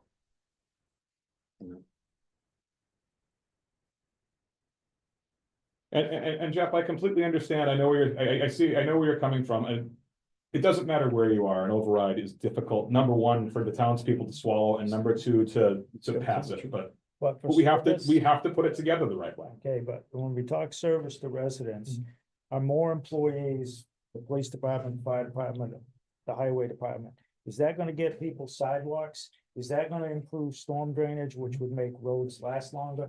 Is that gonna mean equal out to expanding water lines, replacement of the ones that they continually have problems with, expanding the water service out? Most of the first stuff that you said, that's what I would have the expectation for. But in more highway, because it was years and years, well, we don't have the equipment to get this done, okay? They bought all the trucks, they bought all the trucks, they bought all of this, okay, where's the sidewalks, where's the storm drainage? It's not there, because you spent it all on that stuff. I've said it before, that we need to look at doing business in a different ways. Because, and I believe Tim alluded to this meetings ago, staff shortfall, it's getting to be an old excuse. We don't have enough people, we don't have enough, then do it a different way and still get it done. And I mean, if anybody wants to put an override in front of town meeting, okay. I'll sign the paper to put it in front of them. Don't be surprised after the Main Street Bridge vote. Because at first it was 2 or 3 votes failed, and then they come back and I they am, put the hammer down, so. I am fully cognizant of You know, exactly what you're so- saying, yep. That's, but this year's budget, the school, the cost of the school district is. And I think the busing contract went up, I think more than our 2.5%. On its own, yeah. Mhm. Yep. Yeah. The yearly thing, Yeah, so. 2.5 was $215,000, that went up $300,000 on its own, so, yeah. I know. I The have only some- thing, I Mr. have some Chair, hands out in the audience. I just want to give the board, some time to, But let Terry speak. okay, Terry, yes. I know we're really in a bind. But and this is gonna hurt. At the fall town meeting, you said that you weren't gonna have a 2.5 all override to Bob May. You said that we weren't gonna do that. And I know it's gonna hurt, but I couldn't believe you said that, and so I'm not in favor of it because I think we should keep our word and figure it out a different way. Just- No, I disagree with you. I remember because I was the other part of that conversation, the way that he was. I didn't say it that way, Terry. I don't want to get into it. All right, I took it that way, so I'm sorry. It just seemed that that's what you were saying. He said that he was putting words in my mouth that I already said it, like that's gonna happen. We have not even weighed all of the options. How can you make the decision before you even know what the budget conditions are? Okay, that's So good that I'm you not can driving clarify. the override guy. I want to be able to make sure that the town gets what they need. Yeah, I don't want to speak. It's good that you He's not clarify. in the room. Isn't- He's not in It's the good room. that you clarify because maybe other people took it the wrong way too. And if you clarify, then that's a I good want thing. the town to be successful. Me And too. if We all Title do. Has to be considered, then we will get to that through our budget process. If I may, Mr. Chair? Tim had it after, That's fine. yep, thank you. Just a couple quick things. Thanks, Terry. The presentation we went to last week, their budget for the school came in 11 point something %. And I did speak to that, we're bound by Proposition 2.5. They should be as well. DLR has not yet gotten back to me. I've raised the question because that is an assessment we have to deal with. How can we pare it down? How can we trim it? Now, last week's presentation was the initial budget presentation. In the words of the school committee, their budget process started. And I promptly reminded them it actually started back in September. And there were presentations made to Capitol where they were looking for some things. So that was a real quick reminder. But the school committee does not meet and ratify a budget until March. So we don't even know what they're coming at us with yet. But looking forward, and yeah, we all hate that term, Proposition 2.5. I said it in the meeting last week. I'll say it again tonight. California had something similar. They called theirs Proposition 13. They overturned it probably 12, 13 years ago. Because the West Coast has always been 25 to 30 years ahead of how the East Coast does business. Maybe it's time Massachusetts wakes up. But if you really read how Proposition 2.5 was written, it's not being executed the way it was written. That said, and Terry, you attended the meeting with me when we were doing an MMA conference through Zoom. The individual has long since retired after 37 years, but he was a chief financial officer for the city of Arlington, very affluent community. One of the things that actually floored me was they went out every 5 years or so and did a Proposition 2.5 override. And then he explained how and why he did it. Because it raised their ability and their capacity, and they were actually projecting the next 3, 4, 5 years and giving themselves some capacity and some wiggle room. And they had time, they raised it, they paid it off, they got ready for it, but they were also preparing the citizens, we're gonna do it again. And this is what you're gonna get out of it. So to Jeff's point, to Mike's point, how can we start improving services? How can we start improving our staffing? How can we start improving? They had a plan figured out. Now, unfortunately, Mr. Pooler has retired. He's no longer a resource we can reach out to. However, other cities and towns have done it. And, I don't even want to start to compare us to the city of Arlington. Templeton's challenge right now, we're too big to be a true small town and we're too small to be a true big town. We're stuck in that in-between stage. And it's like, here we are. Arlington has done that for a long time. Yeah. Projecting and letting the residents know, we plan on a small override, you know, in 3 years, and then we're gonna do another one at this time. Their financial officer, their finance committee chair is on the board and is very active in the associate finance committees, and they do that. They plan on it, and they so you don't get to this point where you need a big one, but they, to try to keep pace with the limits of about 2.5. Questions out in the audience? Thank you for being patient. No, I've read that also, and it does sound a way to keep ahead of the game or keeping up. But can we start cutting now, number one? You know, just so that you're lower in the last 3 months of the Well, we year. have the budget authority for 24. We're in 20. we're in Right. 25. We Right, have the but budget do you have authority. to spend it all? We don't. So that's a great question. Our free cash comes from the lack of our execution.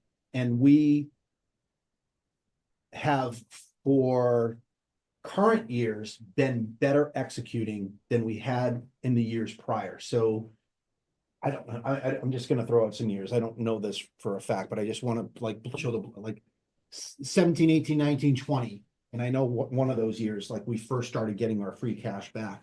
Our execution was poor, therefore our free cash was higher, and we were able to leverage what we were doing with what we had for the free cash. Were we throwing it back in the snow and ice? Was it going to capital? Right. Did we adjust our contributions to OPEX and OPEB and all these different things? What I've seen, this is my opinion, is higher execution, which has meant less money coming back in for free cash. That, to me, that's more efficient. We are being more efficient in our budgeting process. Remember, Tom DeJoy used to talk about having a spend plan. That's to me, Jeff, that's the efficiency of being able to say, I'm cutting it closer to what I really need. Correct. I think that's already happening within our spend plans. And that's certainly a consideration, but I think that's already occurring. And on the other. The part of it that makes it difficult is that to try and plug the actual requirement for services, like the police department or the fire department, they have to have a rewire back into their own budget to hire the shortfall for what their full-time force is. So it's kind of wired a little bit. So if you, going to what Matt was saying, if you did add full-time positions through whatever mechanism, not using the word override, but if you were able to hire full-time in, the police chief has said, I can look at the way that I'm covering the holes within my staff by pushing that money back into my budget. Maybe he puts it in another account or is able to say, I need less, which then Adam does smaller lump sum disallows. Sorry, you were gonna say. Well, the second thing is, since 22, when COVID was over, everything has risen substantially more than 2.5. Absolutely. Yep. And We're paying for the same stuff, it just costs more. yeah, McDonald's, just labor is $15, double what it used to be. I agree with you. So everything is expensive, and I think people do understand that, they just don't want to pay for it. Agreed. Thanks. 3 points. Okay. Point number 1 was where I started my public comment. Every penny counts, right? Point number 2, there's $300,000 already sitting in the school budget. They've already saved because of their insurance. That is not coming to light. That is not under the conversation. So they've already got that someplace. I guess 4 points actually. The third point is that Monty Tech was able to come in lower. Why can't Gansett? That is a legitimate question. I'm not trying to point fingers, but if Monty Tech can do it much bigger, why can't Gansett? And the fourth and final thing is the way department heads run their departments, they need to look at it differently. They need to become the person on the ground. And the police chief is probably gonna get quite upset with me. He needs to get his tail into a cruiser as opposed to sitting in his office.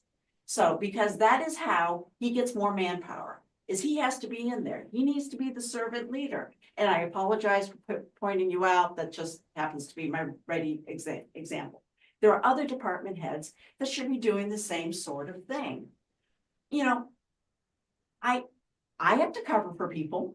I have to put myself into their shoes to be able to do their work. And the other department heads need to be doing the same sort of thing. It's doing things differently, all right? And I'm sure there are lots of areas and lots of reasons why what I just suggested isn't gonna work, but they need to be looking at it differently. And as opposed to going, oh, I'm management and this is what I do. Well, no, you need to be the feet on the ground. And they need to start doing that because that's the only way they can help their staff. That's the only way they can help the town. Yes, we need, more money. And I have to disagree with what you said at town meeting. What I heard was no Prop 2.5 override because it had been discussed in these select board meetings previously. Mr. LaMontagne had brought it up. So saying it hadn't been discussed, it may not have been put to a vote to the select board, but it has been discussed. I agree that it had been discussed. Yes, absolutely. So, and you stood there on town meeting floor and said, no 2.5 override. You're going to have to walk back that statement. I understand how you're describing it. Okay. Could I, If I may? I was gonna offer two things for Liz. I think the sound cut out. I had heard that the tri-board meeting that the sound cut out during some Yes, it was awful. some of the financial discussions on that, but there was discussion about the insurance and how that changes and where they're at now. I think they're at however bills are coming in. Dr. Casvan or Anne Marie was able to provide some of that feedback on that. And I can at least say when Monty Tech comes in and presents their budget, one striking thing that I always, it's almost embarrassing that they've got such a huge stabilization account on and an E&D account. So they're just, to me, they're able to weather whatever storms are coming. If we say it's a transportation storm because of cost or whatever the conditions are, to me, I think they're better able to deal with some of those storm-like events based on my observation when they come in. And I think you maybe even said it in the last, when they come in and sit here and give us their budget things. Dr. Casavan went in after, he's like, I would kill for a stabilization account like that. That's just my observation, Adam. Well, this is unusual. I actually agree with Liz relative to the schools. What I will be, what I will be doing and my proposed budget, and just for full disclosure of the board, if they are looking at doing an override, because I'm not recommending an override. So, I mean, the board has to make a decision on that because you have to frame it. But in my proposed budget, I'm not planning to propose or recommend an override in it. So I just want to do an override. I just want the board to be prepare the aware. conditions for it. But I want you to know what I'm doing. I get what you're saying, Adam, but if you say, like, I use a metaphor of a spectrum. You've got complete cut, even though you have requirement, you have complete cut of services, or you're able to swoop in and say, I now have the proper revenues to be able to cover my requirements. Somewhere in there has got to be an answer. Could it be the way up here and say we got an override, we were able to describe it and it's voted for both at the ballot box and town meeting? Or is it the other side where you say no to all of that stuff, and we've got to basically figure out, how do we maintain requirement, which is fully staffed public safety, a school that doesn't have 50 people per classroom, and they have to reverse the fee, if right now they got no fees.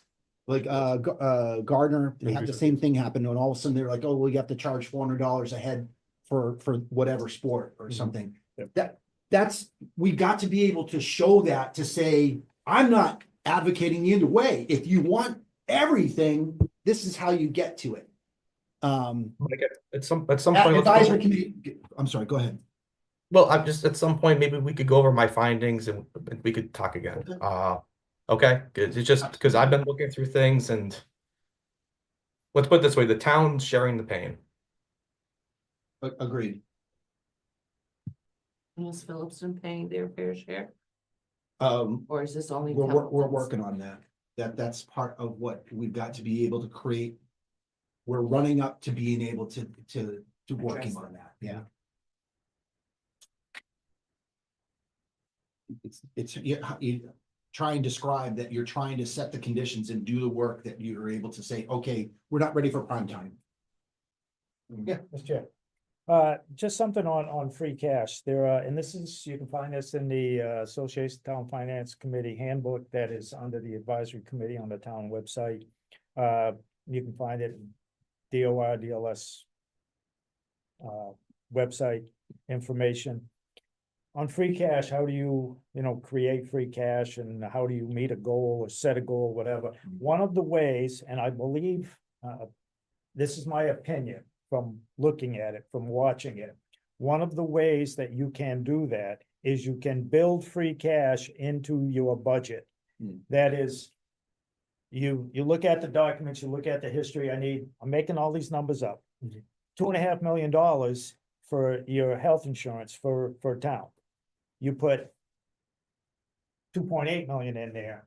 So you purposely Or use a build it different up. percentage, right, You right, build it yeah. up, so at the end of the year, you're going to have more money left over, and that goes towards your free cash.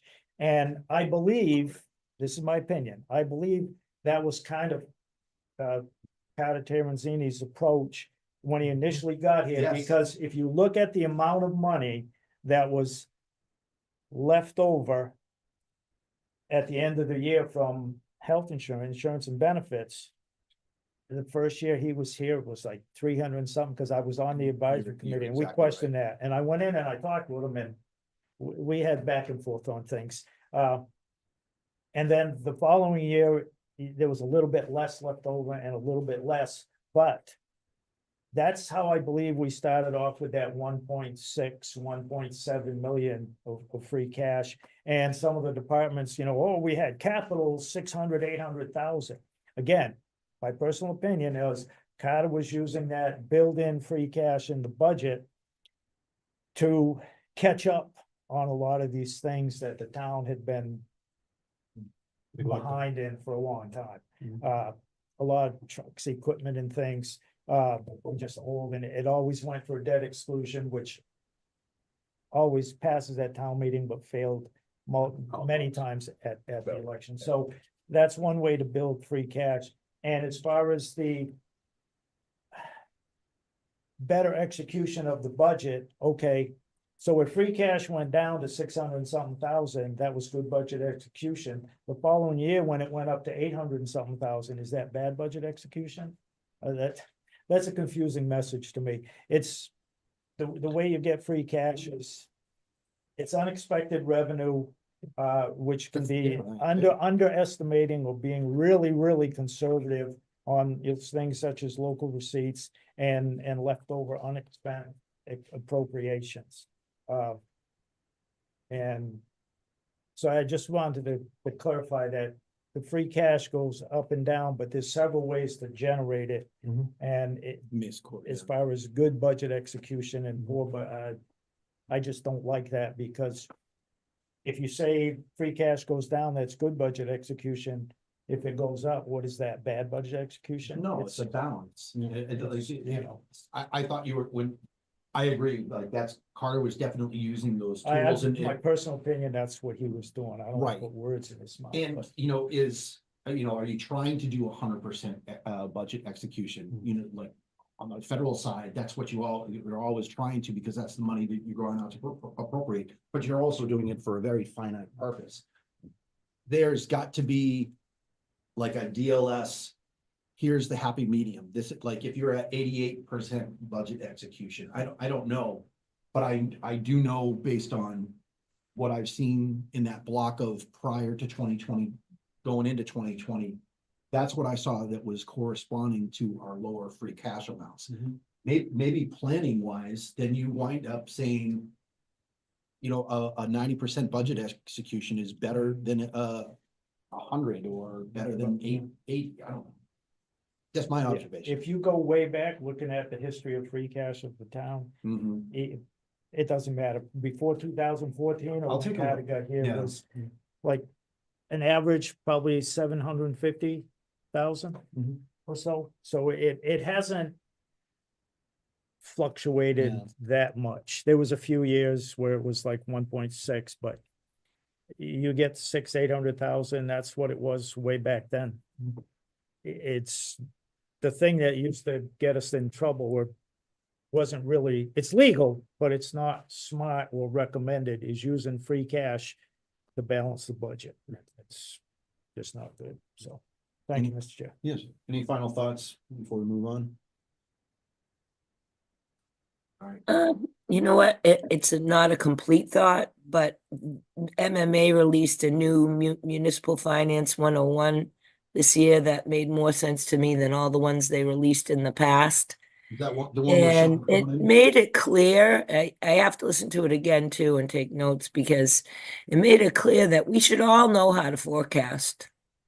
And that, having plans like with capital, with what Justice did, he wrote out things and forecasting out, knowing what, every month we should be able to look, every one of us, apparently it's supposed to be so easy the way this gentleman explained it. Every one of us should be able to do it.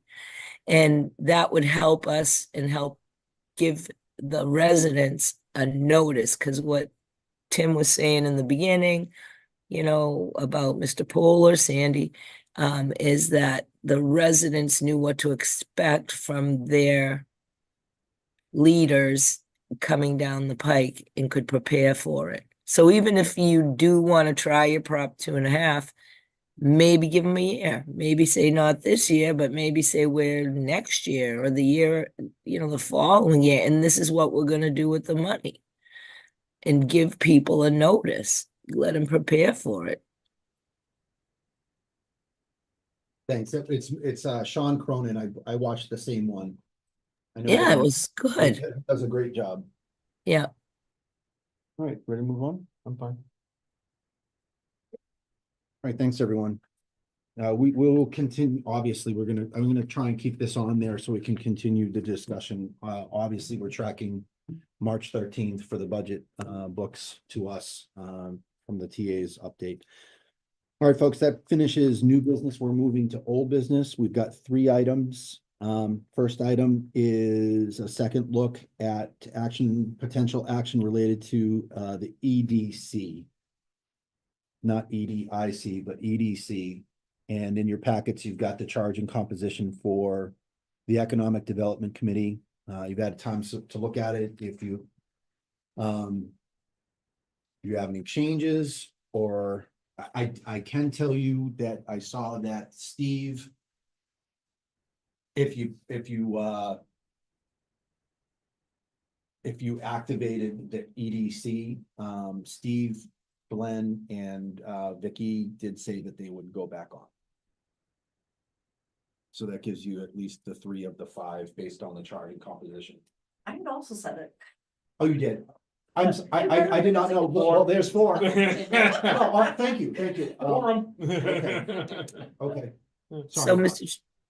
I have my hand up. Sorry, go ahead. Thanks, Liz. So, right off the bat, I'm a little concerned because the goal is to become a corporation, So that has to happen first, but right now you're setting up on the second page under 4, Roman numeral 4 term, bullet 2. Excuse me, the EDC shall exist for initial period of 3 years with the possibility of extension upon the vote of the select board. So I'm confused as to the goal. Is it the goal? Are we voting on a goal to become a corporation? Or are we voting on a goal to just be an EDC? And if that's the case, I have a huge problem with the funding, because when the funding runs out, then it'll be the responsibility of the town, and we can't even afford to keep TCTV on our payroll. So then it would be the responsibility of the town to fund an E EDC. So, Terry, I think that if you read the first section of the proposed contract, you'll see that the purpose of the EDC is charged with aiding the select board in all matters pertaining to economic development in the town of Templeton. A primary goal of the EDC will be to develop an economic development plan and to put the town on a path toward creating and certifying an economic development and industrial corporation in accordance with MGL Chapter 121C. The idea of this is that creating the committee is step one. The committee then goes through with the process to create the corporation, assuming we can, and that what you're reading under term, we are creating the committee for at least an initial appointment of 3 years, but can extend if the committee needs more time to get to the point of being a corporation. But then the town has to put it in their budget. Why does this Chair, cost if I may? anything? Yeah. Not necessarily, Terry. We may be able to meet the requirements of the law and dissolve the committee within the 3-year period because an EDIC has been stood up. You're getting caught in the minutia and way down in the weeds. You're reading way too deep into this document. I disagree, Tim, because I'm not voting on anything that could potentially have to be added to the budget. Maybe change the language on that second one. What are we What adding? does this cost? What does this cost? What are we adding to the budget? What's this cost? This is a volunteer. It's the wording. It's confusing, the wording, or extended, maybe instead of extending, fold. This is Because a plan. it is, but in the end, if we vote this in, the town's gonna have to pick up a budget for EDC. No, a budget for what, Terry? Explain that to me, please. How are they gonna pay for things? No. The EDC doesn't have any expenses. Signs. Yeah, just. If I may, Wow. she may, well, and I am looking at this the same way, the EDC will utilize and rely upon the resources of the town's developmental services department. So if you're gonna have added work, added things to do, there's a cost in that. You're creating a committee, and if they come up with all kinds of work to do, it's what's in front of you says they're gonna do it. That department's gonna handle it. Are they gonna have additional funds in their budget to fund this committee of the work that this committee is gonna do? I know it sounds like They it's a don't have a line volunteer item. committee, but Right, they don't have a line item for it. exactly, but it's coming out of the development services Yes, budget. I agree. Like, so if they're gonna print something that's coming out of their paper stock. There's a cost, Yeah, there's a I cost got to you, I everything. got you. Okay, I hear what you're saying, but I guess I would need to see then, while we had our improperly named EDIC, how much was expended? We don't have that number. We don't Or have that change number that. because they were trying to utilize the town administrator, this, that, we didn't track it.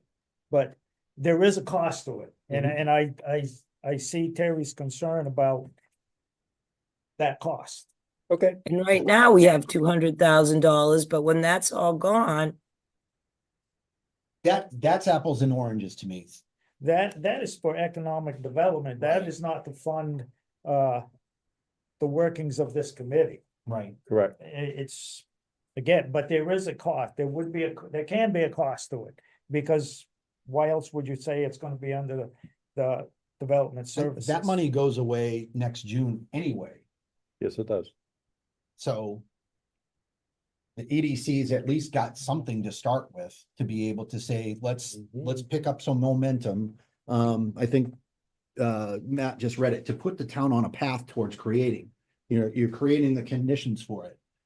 You think it's doable in 3 years? So the EDC is charged with aiding the select board. So they're gonna report back that I don't know. That's what the EDC has to figure out. But So right now, I you wanna- can I wanna have a stay on record. lawyer. I wanna Like stay on record. when you're helping the town, you could need a lawyer. They have Yeah. that, but they have the proposed budget definitely Right. has, yep. And the money now, but when the money's gone, Then they get it done on the front side of it. But to the point about like paper and the development services. Is there anything that you would change in there, or any pieces of information that you would need? And like- again, this, if they have Like, would Lori questions, come if back that, and say right, it's minimal? if that committee has a question and they say, well, we want to, what's the legal aspect of this before we recommend to the board? Again, that's cost incurred for a committee, and it's, so that volunteer thing, there is true cost to it. We're going down the place to recreate something that for 7 years was pie in the sky.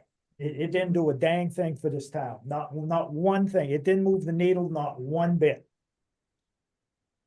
My opinion is that $200,000 would be better served for the cultural council to get funding for more events, high quality events, as well as to inform and try to advertise and play up the farmer's market to get some more of these small little roadside stands and things that we have, people selling eggs, this and that.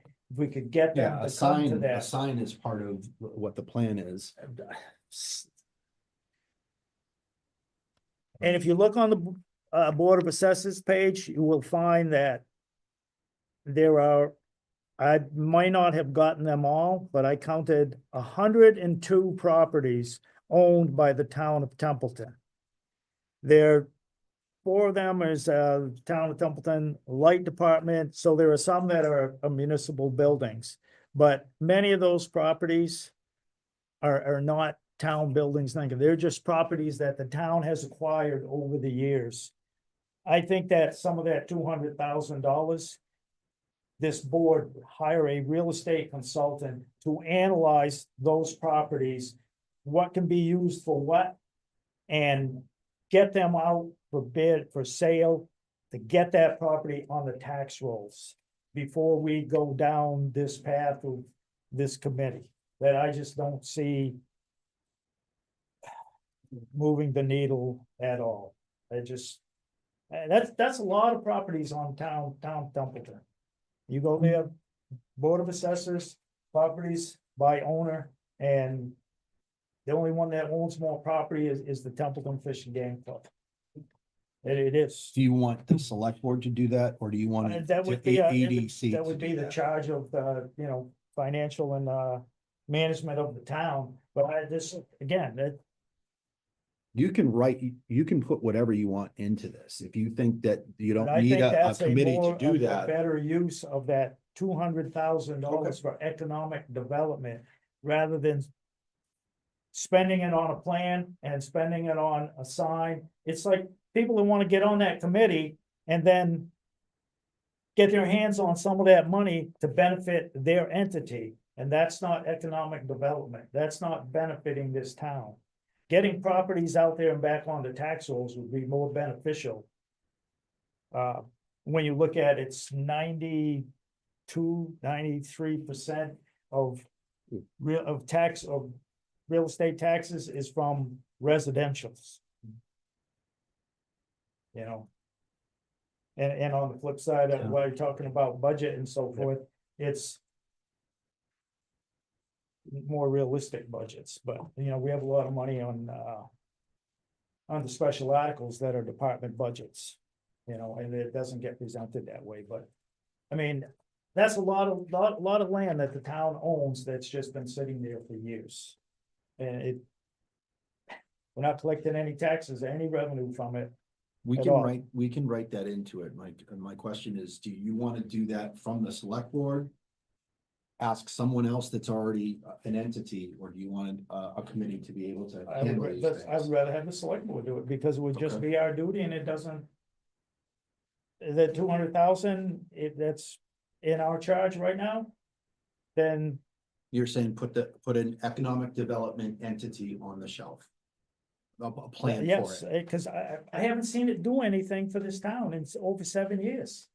It was. We are trying to, we are trying to change the and- direction to right, be and- able to do But that. again, I see. And you the can tell it same- what to do. Yeah. I see the same players coming in like that, because they see 200 grand there. I want this for my entity, I want this for my entity, I want that for this entity, and how did that benefit the town financially? How was it gonna benefit the town financially? I just don't think the time is right now for this, going that route. Like I said, more important to me is there's all these properties to get them looked at, and it can't be a town employee, because history shows, you know, I mean, the police station was put together by a town employee, and look what happened to that. It started out under $1 million, and I think it's probably around 3.5, 4 million total cost, because we didn't do it right the first time. Some projects we've done since that we've had an architect look at it, and there's a cost to that, but the results is better. You don't do a building like Scout Hall over 3 times, because you have a department head running it.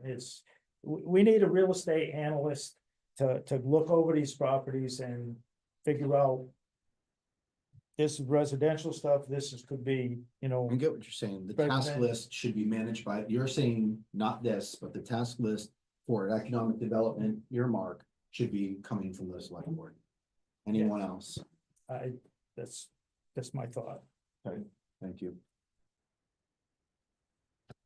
Liz, So a couple of comments. First, having been somebody who tried to start a business in town and was unsuccessful.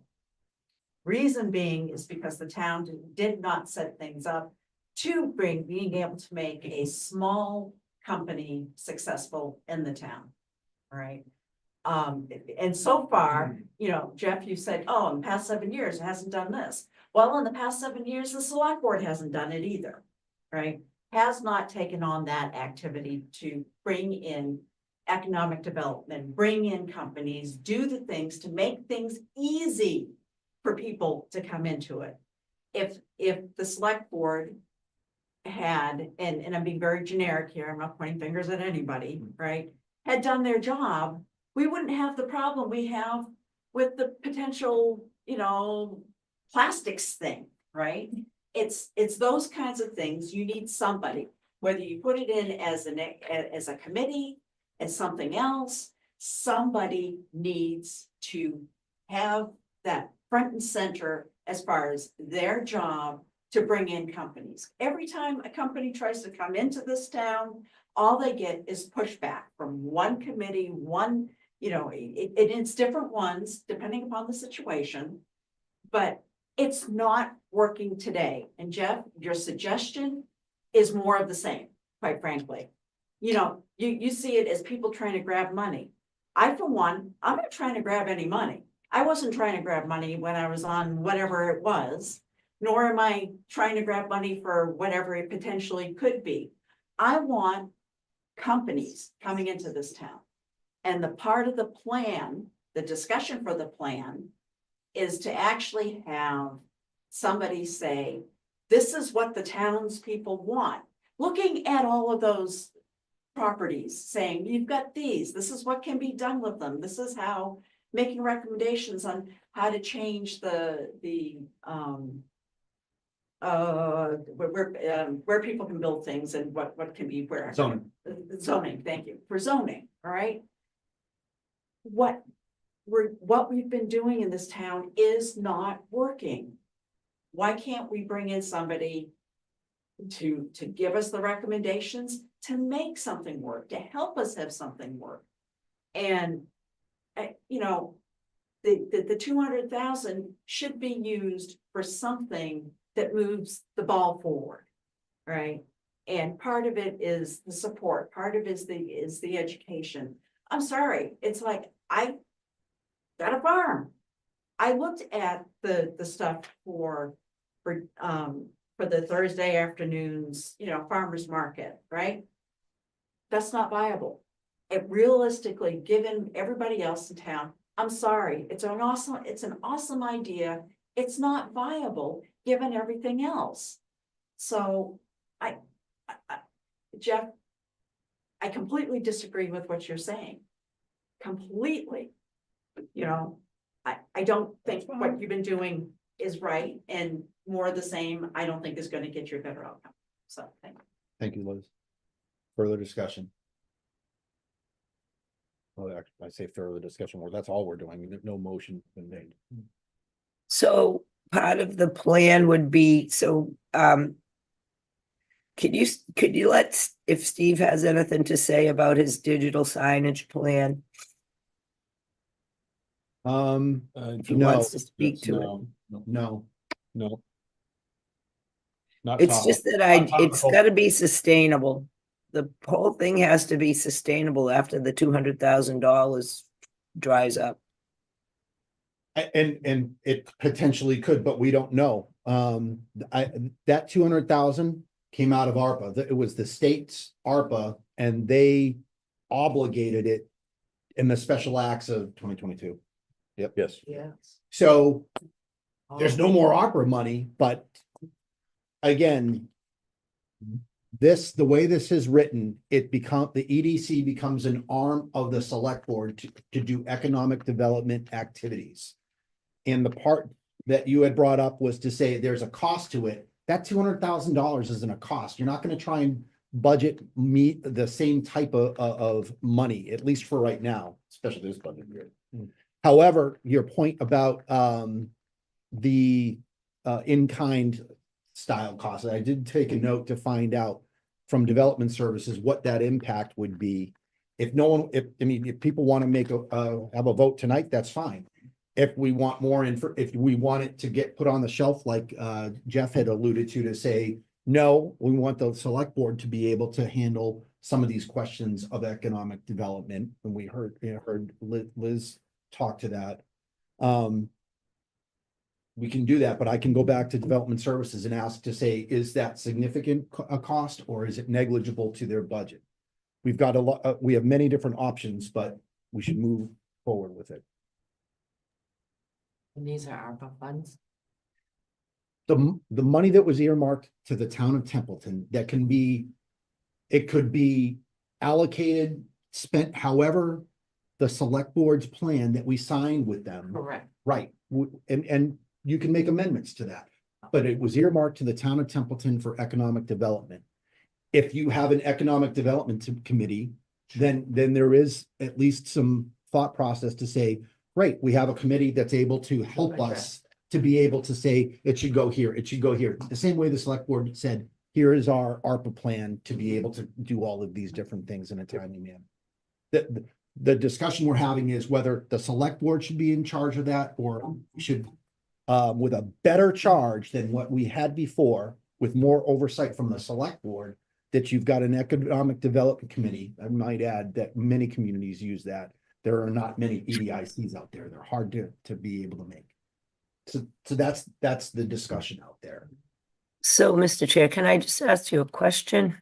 Sure. Maybe for clarification. It's with the possibility of extension upon the vote of the select board. That's what's throwing me, because if you want to become a corporation, but then if you're not, I don't, that's what's throwing me with the possibility of That is- extension upon. the Yeah, I vote. agree with Tim. That's, to me, that's not something you get hung up on, because if you are not where you want to be, if the select board at the end of the 3 years, they do 1-year appointments. At the end of 3 years, if they decide to change that charge of composition, right? This is like an ad hoc committee. The select board has the authority to be able to do this. And we're following our policy to say, here's the charge of composition for this ad hoc committee. Its initial is 3 years. You get to the end of 3 years and you get the report from the EDC to say, we're making great progress. We recommend that you give this another 3 years, or we're going to be done in a year, to extend all our appointments for 1 year and extend the charter for it another year. You do whatever you want with this at the end of it. Then you should take out, become a corporation.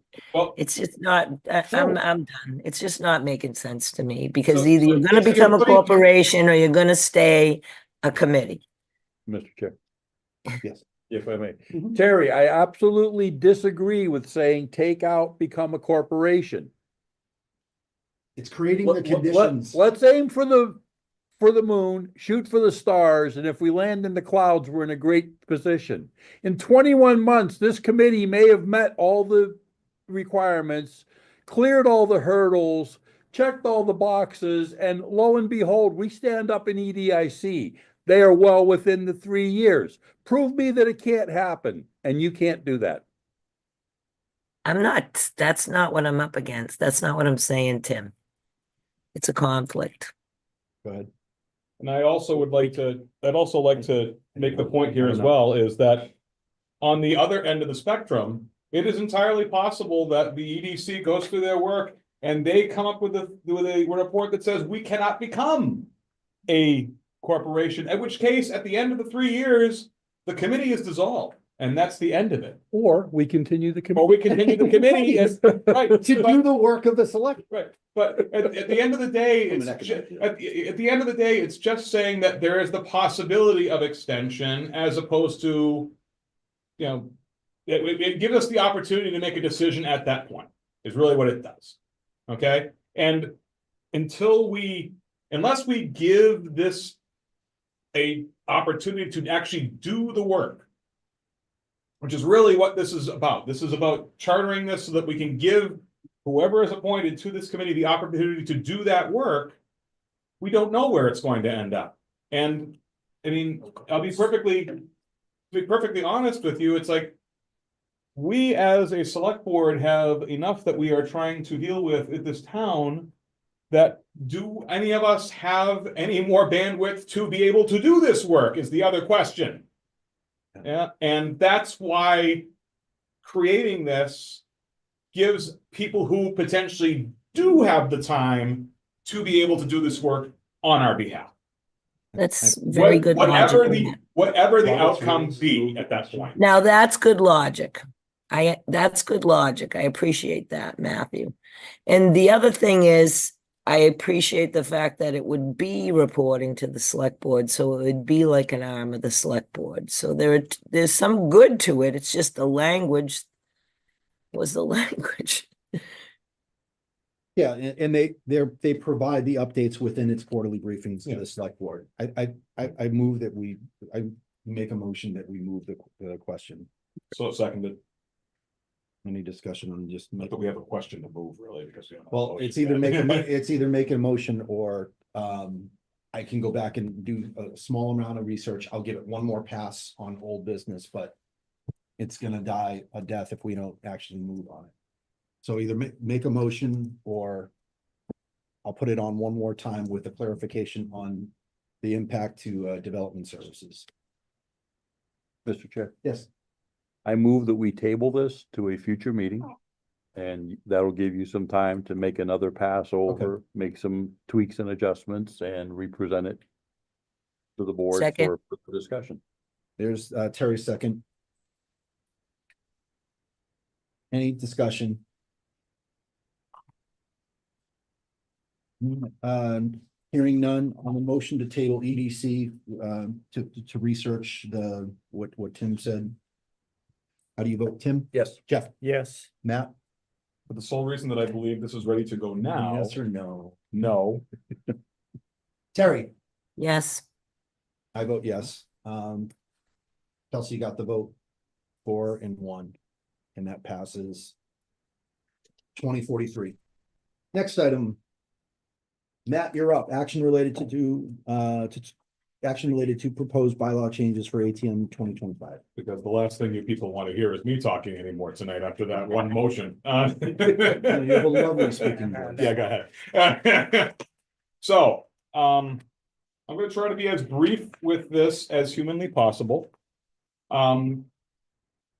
This is the second reading of proposed bylaw changes regarding the annual town report and annual audit that, again, I was part of my goal setting. A part of the goal setting meeting back in August that I that I took on as part of my goals for the year. Again, this is the second reading of that. To review the plan for this, a first reading was completed on Wednesday, January 22nd by the board. The day after that, this was sent out for a 14-day comment period, which ended on Wednesday, the 5th of February. Very few comments were received. There was one comment in support from I believe it was Water, if I remember correctly. The majority of the comments received were from actually the ATA, from the select board's office. Now we'll go through those momentarily. So now we're at the point where I've taken the comments and further revised the proposal. Again, one comment in the positive and then from the ATA as well. We are now returning this to the board for a second reading. At such time, I am going to ask the board's consent to send these to town council for a legal sufficiency review. So that's where we're at today. Once returned from that legal sufficiency review, they will return to this board one more time for a vote up or down to include the potential bylaws in the annual town meeting warrant. The first, I'm actually going to direct the board to the changes to section 71.2 and 71.3 first. It's the red line Yep. page. And thank you, Holly, for printing these out in the full color, because it does make it easier to read what the actual changes are. So thank you very much. Holly and I went back and forth a little bit. Initially, I believe my changes for 71.2 financial reports were to have the annual town such reports will be submitted to the select board for inclusion in the annual town report. This being the like boards, committees, department heads, that sort of thing. For the last Thursday of October of the following fiscal year, there was no change to that. That was that seemed to have that didn't get asked to be changed during the comment period. The next portion of it is where Holly and I went back and forth a bit.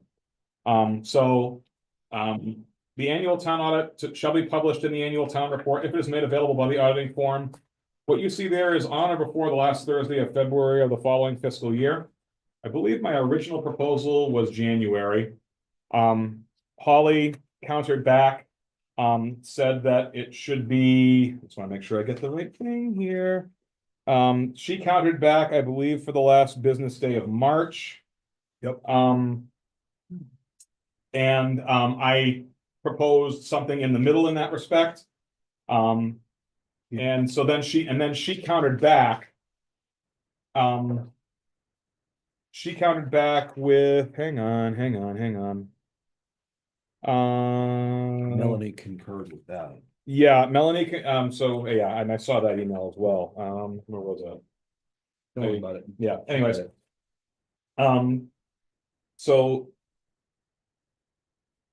Let's see, I do not think realistic. So the last Thursday in March is, I think, where she countered back as far as the audit goes. So for it to be included inside the annual town report. So there's 2 points to that. Number one, I did include a clause in my rewritten bylaw that if the annual town report does not come in by whatever the date we agree upon to be included with the annual report, that it would be printed separately. Holly does make a point about cost in that respect. I would counter back with the question, since the audit has been a required thing in the town of Templeton.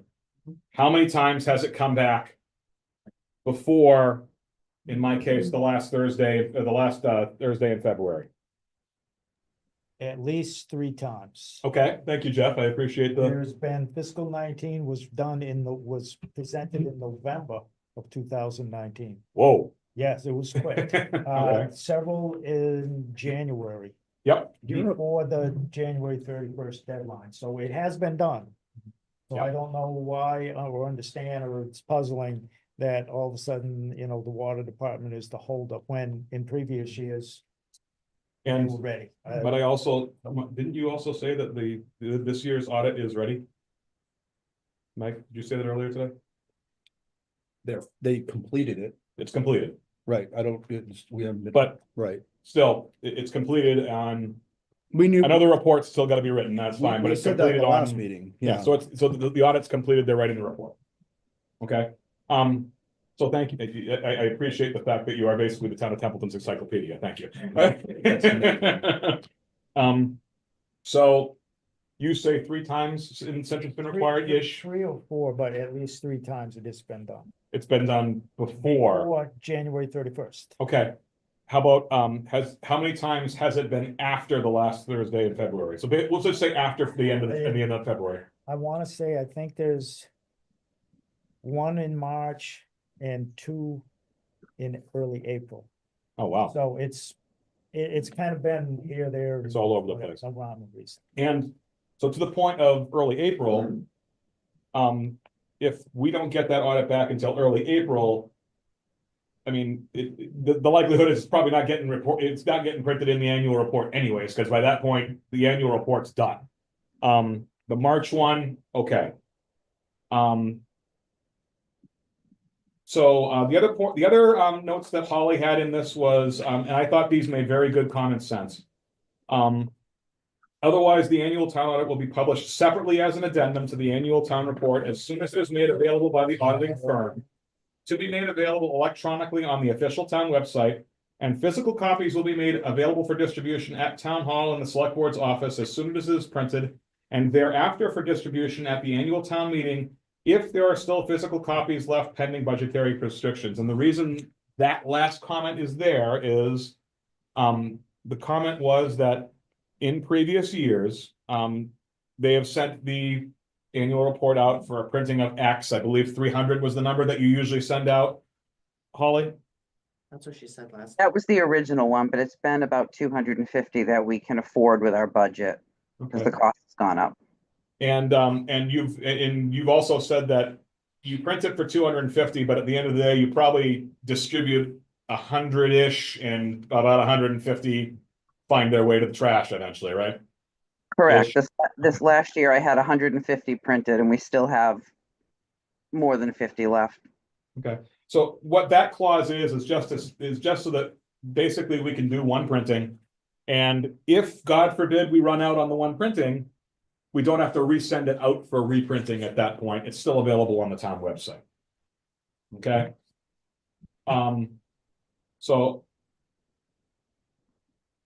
that's the financial reports. Holly, I hope I first of all condensed that pretty succinctly.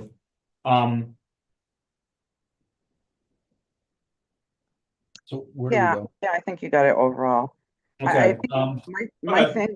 My thing with the receiving of the audit or the audit being completed, when I say that, I mean, they finished it, they sent it to the accountant, they said, it's ready to go, it's ready for the board to accept. At that point, it's ready to go and be put in the annual report. The last several years, that's been early April, and I was pushing the accountant. I need it so we can get it in the annual report. I don't see it being completed much earlier than that, especially with Light and Water not getting theirs until March 31st, because our auditors wait for Light and Waters to put into it.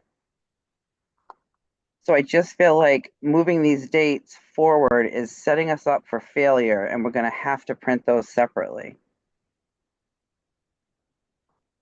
Mr. Chair, Yes. if I may. Mhm. Historically, the audit has been presented, and this is before that bylaw about the audit being mandated. Mhm. And now it's mandated by the state law anyway. I'm not sure how many people look at that audit and understand it. Yep. The management letter maybe, but historically before, the audit and the management letter were in separate. They were blue, like folders, binders, if you will. Not this type of binder, but Yeah. the ones with the little tabs on Yeah, them, yeah. I think.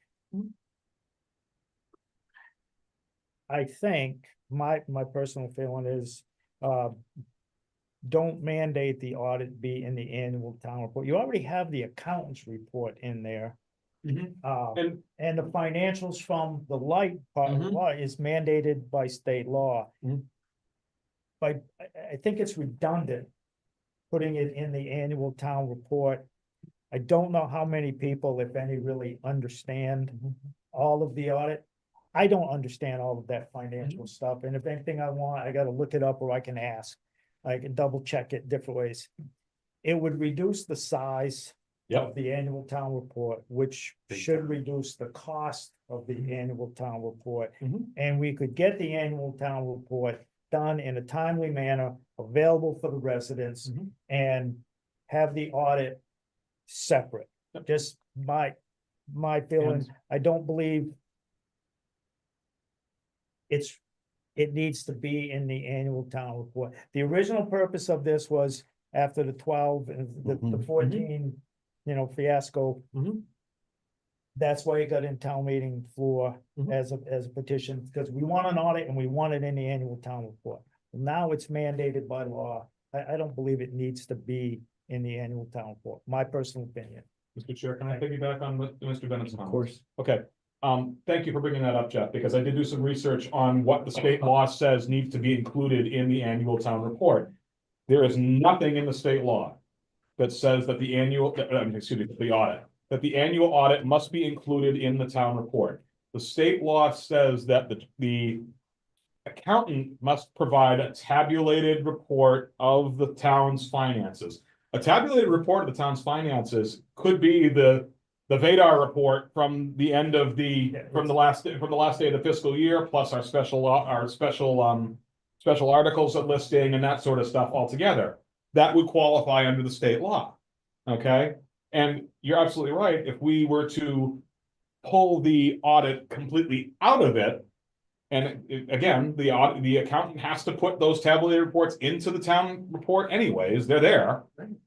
You're absolutely right. Then these timelines could shrink, and at that point, we print a few copies of the audit for people who may want them to have them. I mean, 10, and we just keep them in the select board's office. And you're right, the printing of the town report also becomes less expensive because you go from a book that thick down to a book that thick. It historically, what has been in the annual town report was the report of the accountant and the treasurer collector and all that stuff is and the light financials are in there as required by law. Yep. The audit was always separate, and putting the audit in there to me is like, you got the financials from the accountant, you're putting the audit in, you're doubling up.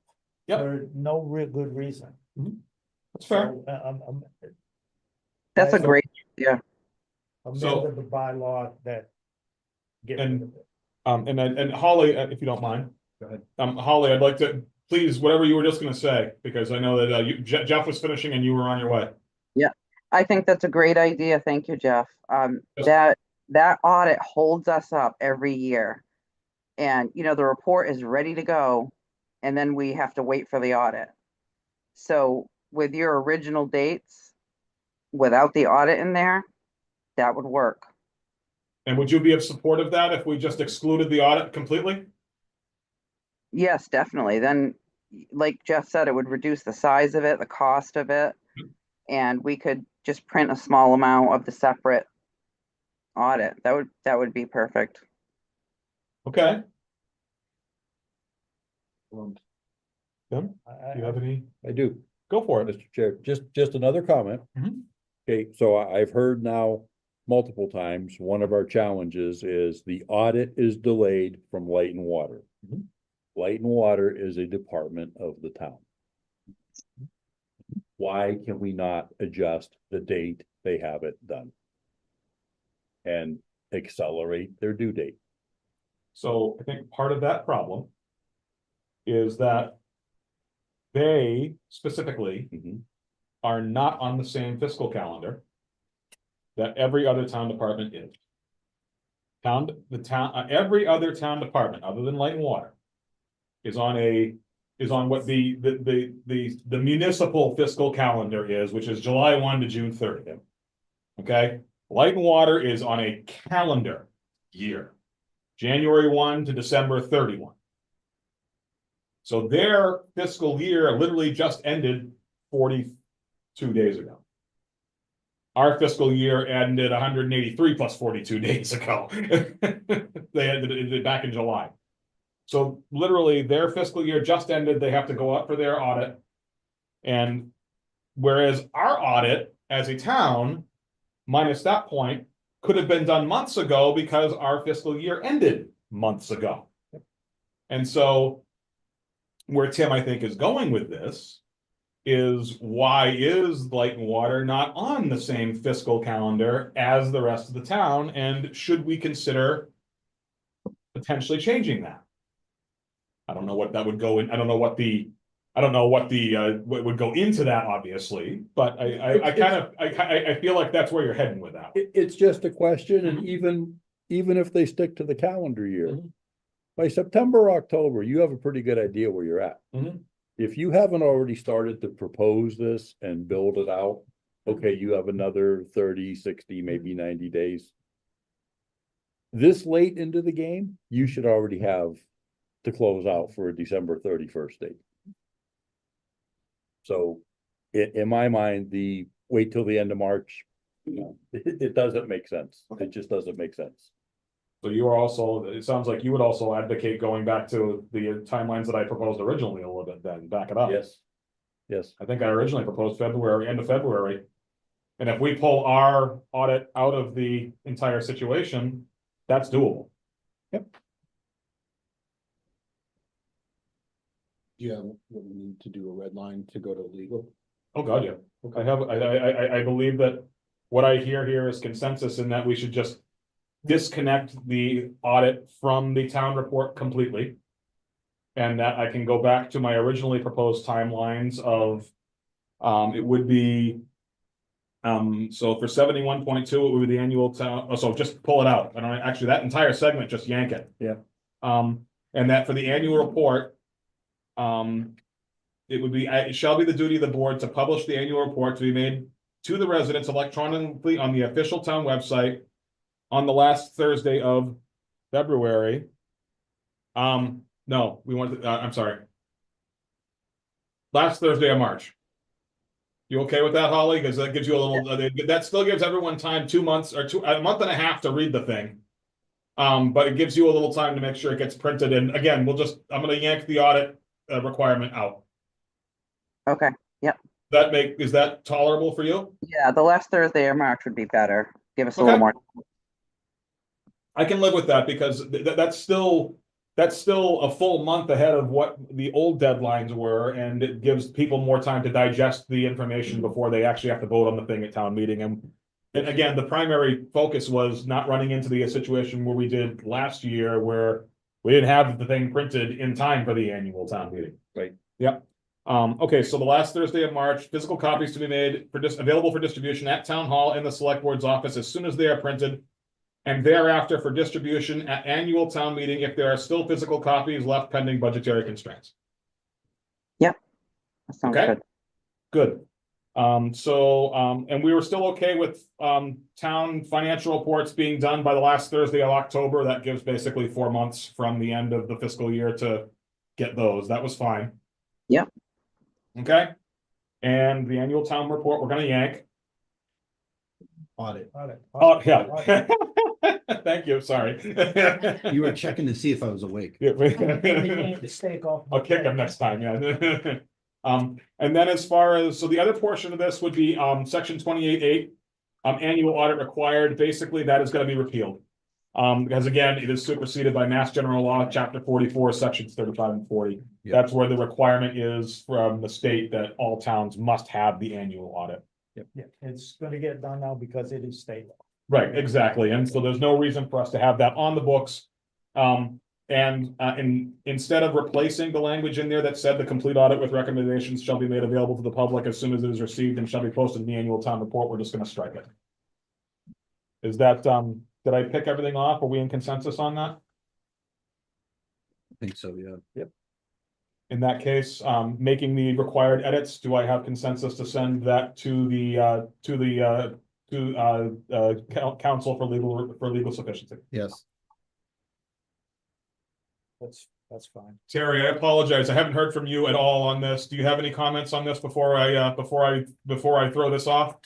No, I was really thinking that Holly should have the upper hand in a way on this because it impacts her the most. Are you okay with where we're at though? Because I think Holly's now at agreement on it. Yeah, Thank you. Thank I just wanted to get your asking. opinion. thank you, I appreciate it. Good to go? I am good to go. I will send this off. I will make the required edits. I will send this off for legal sufficiency. And excuse me. I know, I just sounded like a 12-year-old. That was great. I would ask for this to be returned to the agenda for the first meeting in March. So in a month from now, for the up-down vote for whether to include it would be 2 articles, because we would have the first article to amend sections 71.2 and 71.3, and then the second article to amend or to repeal 28.8. Is that acceptable to the board? Putting it as proposed bylaw changes. Yep, it would be, at that point, I would have it set up as the actual articles that are going to be put in, but I think it has to be 2 because it's 2 completely different sections of the bylaws, 28.8, which is the repeal. Changes. Yep, that's fine. Okay. Yep. All right. Let's move And that'll on. be how I have it set up. Thank you, everyone. And thank you, Holly. Nothing better than talking about bylaws for a half hour. Sorry about that. Thank you, Matt. Thank you, Matt. I appreciate your work on this. We do appreciate it. I'm so Especially if glad- it makes it streamlined and easier to follow. It's the follow-up, the ability to use it correctly and follow up if you're gonna make a bylaw change. You know, that's the most important thing is we can keep our word. Yep. And that is the intention of this. So thank you, everyone, for your feedback on that. It is greatly appreciated. All right, thank you, Matt. Last item of old business. Sorry to work on your voice a little bit more, Terry, but update. I didn't, I thought I was gonna get the update. I didn't know if I should look at it, so. I believe, speaking with the grant writer earlier, I think she had a minor update for that. I can grab her real quick, but I think that's the only update that we have right now. Okay. Well, if I may, Mr. Chair, Yeah, of course. what I would like to actually do with this, I kind of have a unique proposal. And this is, because this is private property. Hey, can you hang on one sec? Time out, please. Oh, we have a timeout? Yeah, just please hold for a minute. He's going to get Graceland. Yeah, we don't have a quorum in the room. Right, we don't have a quorum in the room right now, so please hold. Oh, we don't, okay. What? There's 3 of you, right? There's 2 of us in the room. Jeff also stepped out. Oh, I didn't see that. That's okay. Just present what you got.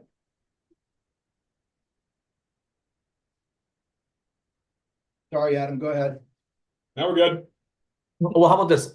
Let Grace go and I'll take it after her. I'm cool with that. Okay. Yeah. Temple Pond Dam. So I'm not sure I really have an update. I believe I shared this, but I did put together an application for the Depot Pond Dam for the EEA's Dam and Seawall Repair or Removal Grant Program. That was April of last year. I put together that application, but at the end of the day, I didn't end up submitting it because it had a minimum cost share requirement of 15%. And at the end of the day, I believe the town administrator just couldn't attest to our ability to pay for that. Got it. Fair enough. So what I want to say is I actually have a little bit of a unique approach with this. I'm looking at doing a water quality test to make sure the water's good, so we could breach the dam over time and just drain it. But I wouldn't want to do that within my authority. I would want the board to vote to delegate that because we're going onto private property. That's the challenge legally. But I think if I speak with town council, because the board issued that order a while back for the safety concerns, I believe it would be I believe we can do it. It's a different perspective, but I think that, instead of trying to get a grant to fix the whole thing, I think it's cost effective to just drain it. What's the liability by taking that property through tax title? Well, if it's going through tax title, Terry, it'll probably take a year, 2 years. Oh, so could we do it simultaneously, like drain it and take the property? I mean, if we're gonna do the work, we might as well take the property. Even if we don't do anything with it till 10 years down the line.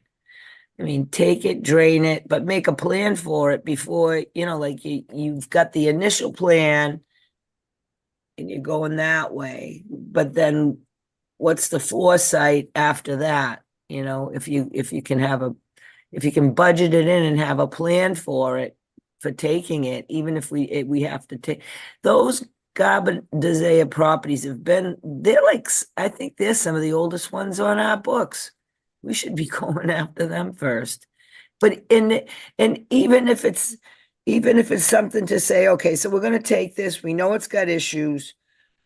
Let the residents know this might take 10 years. What would you like to see here? You know what I'm saying? It's that foresight, it's that capital planning that, to me, that helps. If you have a purpose for it. But I agree with you, something's got to get done, and I like that approach. But I want to make sure the quality of the water, until we know Yeah. what that is. Yeah, and I know that we went out there with Beth Lambert from the Office of Dam Safety and Rich and Joanne Burden. And when Joanne on Concom was out there, she didn't see any sign of like insects, birds. She didn't see any sign of life, which was a heads up to her in her field. So we've got it on the agenda as an update. I would put it on the agenda again and involve emergency management in the discussion. And it would basically, the agenda item would be Depot Pond Dam delegation of action and authority. And that would basically put Adam in the spot that he wants to go after the water quality. Was that a part of that grant as well? I was gonna say it's almost a year ago, so I can't remember exactly. I want to say we were going in for an alternatives analysis, which would have been about $40,000. For the alternatives analysis. The total? Yeah. And the cost share would be 15%? 15%. Yeah. Okay. I think that was an alternatives analysis. It may have been a design for removal. I can't remember exactly. It definitely was not to repair it though. Okay. Adam, I agree with you. I just want to make sure that we've got the right stakeholders for that discussion to be able to say, okay, everybody, this is how we're moving forward with action and who's under whose authority. And we might would want to have town council to attend with emergency management. So yeah, I get what you're saying. Okay. Yeah. So it'll be action and authority. Because that landowner owes the town a lot of tax dollars, Yes, but I sir. don't trust him as far as I could throw him. Yep. So if we take that property under the new law, then, okay. Oh, yeah, that's true. Tax is this and this, he's gonna come and say, well, it's, valued at this and I want that money, that's Yeah. why we gotta look at this carefully. Good point. So Tim, we said that because we're doing just an update this evening, we'll put it on a future meeting for Depot Pond delegation of action and authority, and we'll have the right stakeholders for the discussion. Bear in mind, we also have assessed a daily fine on that property we have. after we were able to get a process server to go find the individual in New York State. And that just keeps rolling over every day, you know? That's another good point. He may owe us money, still owe us money, even if we take the property. Oh, it was astronaut, the last time we did the calculation, it's up there. Yeah, yeah, so it might be worth it. If you, there you go. If you figure out the value of what he owes us and the value of the property, I'm sure Justice and do the math. Then you can figure out if he still owes us money, even if it's sold. Or not sold, but even if we take it through tax title, pardon me. Thanks, Terry. Graceland, do you have, as a part of that, the documentation for it, is there like a cover sheet that says this is what it is? I'm not sure I have like a one pager. I've got like a really thick folder on Okay. that. I'm just trying to think as we prepare for it, if, that. Yeah, have that documentation that we looked at and Yeah. tried. Yeah. Yeah, or at least set up for that discussion so that if there's continuity, it winds up going to however we're doing it, we understand that, you know, here's the mission folder going forward. All right. So we'll look for that on a future meeting. Thanks, Terry. Thanks, Graceland. Thanks, Adam. Thanks, everybody. All right, folks, that's the end of old business. We are now to board member comments, and that would finish this evening as we have no business after that. Just one quick one besides Happy Valentine's Day, everybody. I hope you have a lot of love. Monday was a public information meeting for the Gardner Sludge landfill expansion. And we sent in a letter to the MIPA process about who's going to inform us if there's exceedances or anything happens with the sludge landfill. Right now, there's 2 broken monitoring wells, which is kind of common, but there's also 33 exceedances and 4 of them are for 1,4-dioxane. So Tim, when he was chair, agreed with Adam to write a letter into the process, and that's all going to be, it's online right now. I think we all got it because we put a letter in. And Woodard and Curran, it's taken 2 years, but they have to answer every letter. So I've got to figure out how to access that report. You can get one in a paper copy upon request at the Gardner town offices. So I went and spoke against the landfill expansion. I tried to represent the concerns of the residents. If their wells got contaminated, is Gardner going to pay for them to be, you know, repaired? Or if our wells got contaminated, is Gardner prepared to, you know, fix them? But that's another thing. So maybe next time I can give an update if you want. So we're good. Sorry. Why don't I do that? Next time I'll give a real update. Because we have a chance, if we don't like the plan that they came up with, in response to our letter, we have 30 days to say, we disagree with this plan, we'd like this. So. Yeah. That's about it. Thanks, Terry. Any other board comments? Yes. 2 things. Last night, there was a planning board meeting in the city of Gardner, and why I mentioned that is there's a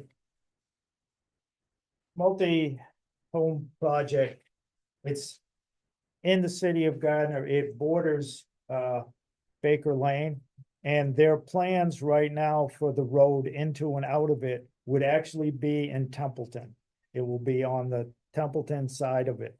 I understand the planning board chair went to that meeting and basically informed them that, hey, this is gonna have to come to the Templeton Planning Board because the road and everything is in Templeton. Along with it, it's right on the corner as you're heading to Gardner on 2A. just before the Garden of Templeton line, there's a blind corner, Baker Lane is on the right. Oh, right, yeah. So there's several safety concerns and it's accidents and things like that. It's gonna be Templeton Police, Templeton Fire, Templeton Ambulance. I understand at the end of the day that the meeting, they voted to approve the project and ignore Templeton. Going to just go to MassDOT to get the entrance, which I believe that's within their right, but a road into Templeton, affecting Templeton, it should come to Templeton, to the zoning board.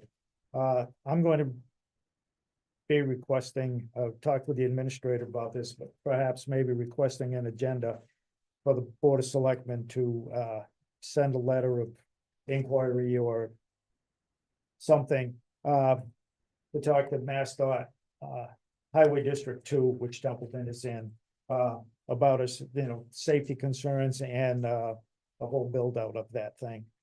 My second thing is I had several residents contact me about sidewalks, particularly the end of Baldwinville Road on the 202 Baldwinville side, with mailboxes and signs and stuff in the middle of the sidewalk on one side of the road.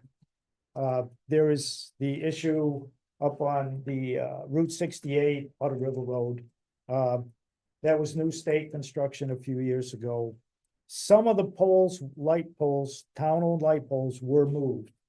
But there's part of the sidewalk where they were left in place. There's also road signs and mailboxes again in the middle of the sidewalk. It interferes with the cleaning of the sidewalk and traversing it in a handicap. I contacted the Massachusetts, I think it's a disability entity. I got a phone call from a gentleman and we had a conversation about it and I explained my concerns. He said this would have to go to the Massachusetts Architectural Board of Review.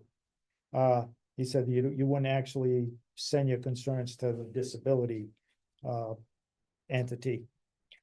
He also said, he gave me his number and his email address.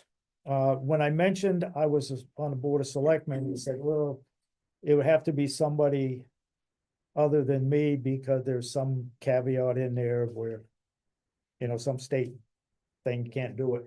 I said, well, I may just submit the pictures to you myself and whatever happens, happens.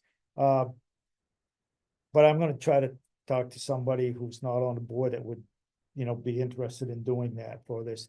And again, this is some concerns from the residents as well as me. I just don't understand how MassDOT redid a whole sidewalk and redid that road. And Tom Berry came in front of the select board and asked to move a bunch of light poles and they were moved, but I don't know or recall why all of them weren't moved. But that is something I'm working on. To me, that's a service to the residents to get the sidewalks so you can go down. He said, the disability, the guy that I had the conversation with, the requirement is you have 3 feet of space, and that's from the edge of the sidewalk over. So I have to get those pictures or someone to take pictures for me and do some measurements. But I'm in the process, and I just wanted to throw that out there in case any residents were watching that. I said I would look into it, and it's taking a little bit of time, but I am doing that. Architectural Board of Review, is that what you call it? It's the Massachusetts Architectural Board of Review. They're the ones that, like, if you have access to the building, old buildings and stuff, you have to have handicap in this. That's, if you want to complain about that, that's you have to go with that. So, I just wanted to throw that out there to any residents who might be watching. That's, again, I told them I would look at that, and it was a while ago, but I got to it, and I know it's a work in progress. I feel you. And, depending on what happens, I would bring that and update the board on that, because it would involve, like I said, it's town light poles, it's the post office is involved, and it's so. I will get to that one way or another, and when I get them submitted, I will update the board on that. Thank you. Thanks, Jeff. Tim, Matt? Yes. Tim? Back on December 18th, the week before Christmas, we had an emergency meeting of the board to discuss the Royal Sun Cannabis LLC, the Bud Runner LLC, the Royal Sun Farms LLC, HCA's. I went looking as I was preparing for this meeting. I didn't see any info or any updates or contracts on the town's website. But I was able to find under Damon Schmidt's name, Royal Farm HCA, Royal Farm HCA certification, a Tempest HCA, and a Tempest HCA certification, all dated 23 September of 2019. I do understand that there has been a change through the Cannabis Control Commission, but we jumped through a ton of hoops because a state agency failed to do their job in a timely fashion. I get that. I would like to see these businesses move forward. We were told he was hoping to get some information back in December or January. I'm just having a little bit of a challenge palating and swallowing, jumping through hoops for an emergency meeting, and we're seeing nothing come to fruition yet. That's a little bit concerning to me. We got a couple others that are hanging out there. There was a Sugar Grove HCA 10 February 2021. That one's still on our website. And a bylaw draft for zoning 26 August 2019. But all the information is stale. If anything is new, I'd like to see those get updated. And just one final comment. I am concerned how we're doing with our snow and ice budget. These storms that are coming at us, bada bing, bada boom. And we've got 3 or 4 more of you, Jeff. Yeah. Tonight, the last I heard was 1 to 3 inches, transitioning over to a rain ice type condition. So Lord knows what's going to happen, but looking backwards in a week, last Thursday, the little snowstorm we had, I went out on a recon mission later in the afternoon. I stopped counting at 47 places where people were pushing snow across the driveway or across the roadways in town. 3 of them right as I was passing by. We have a bylaw that says we don't do that and we can assess fines. 4 hours later, I drove around. Nothing had been touched. So between DPW out driving around, our police department should be out driving around, and we have a monetary fee attached to that. Sunday, I didn't even bother counting. Same places, same things, in quite a few locales. That dollar amount stair steps up a little bit.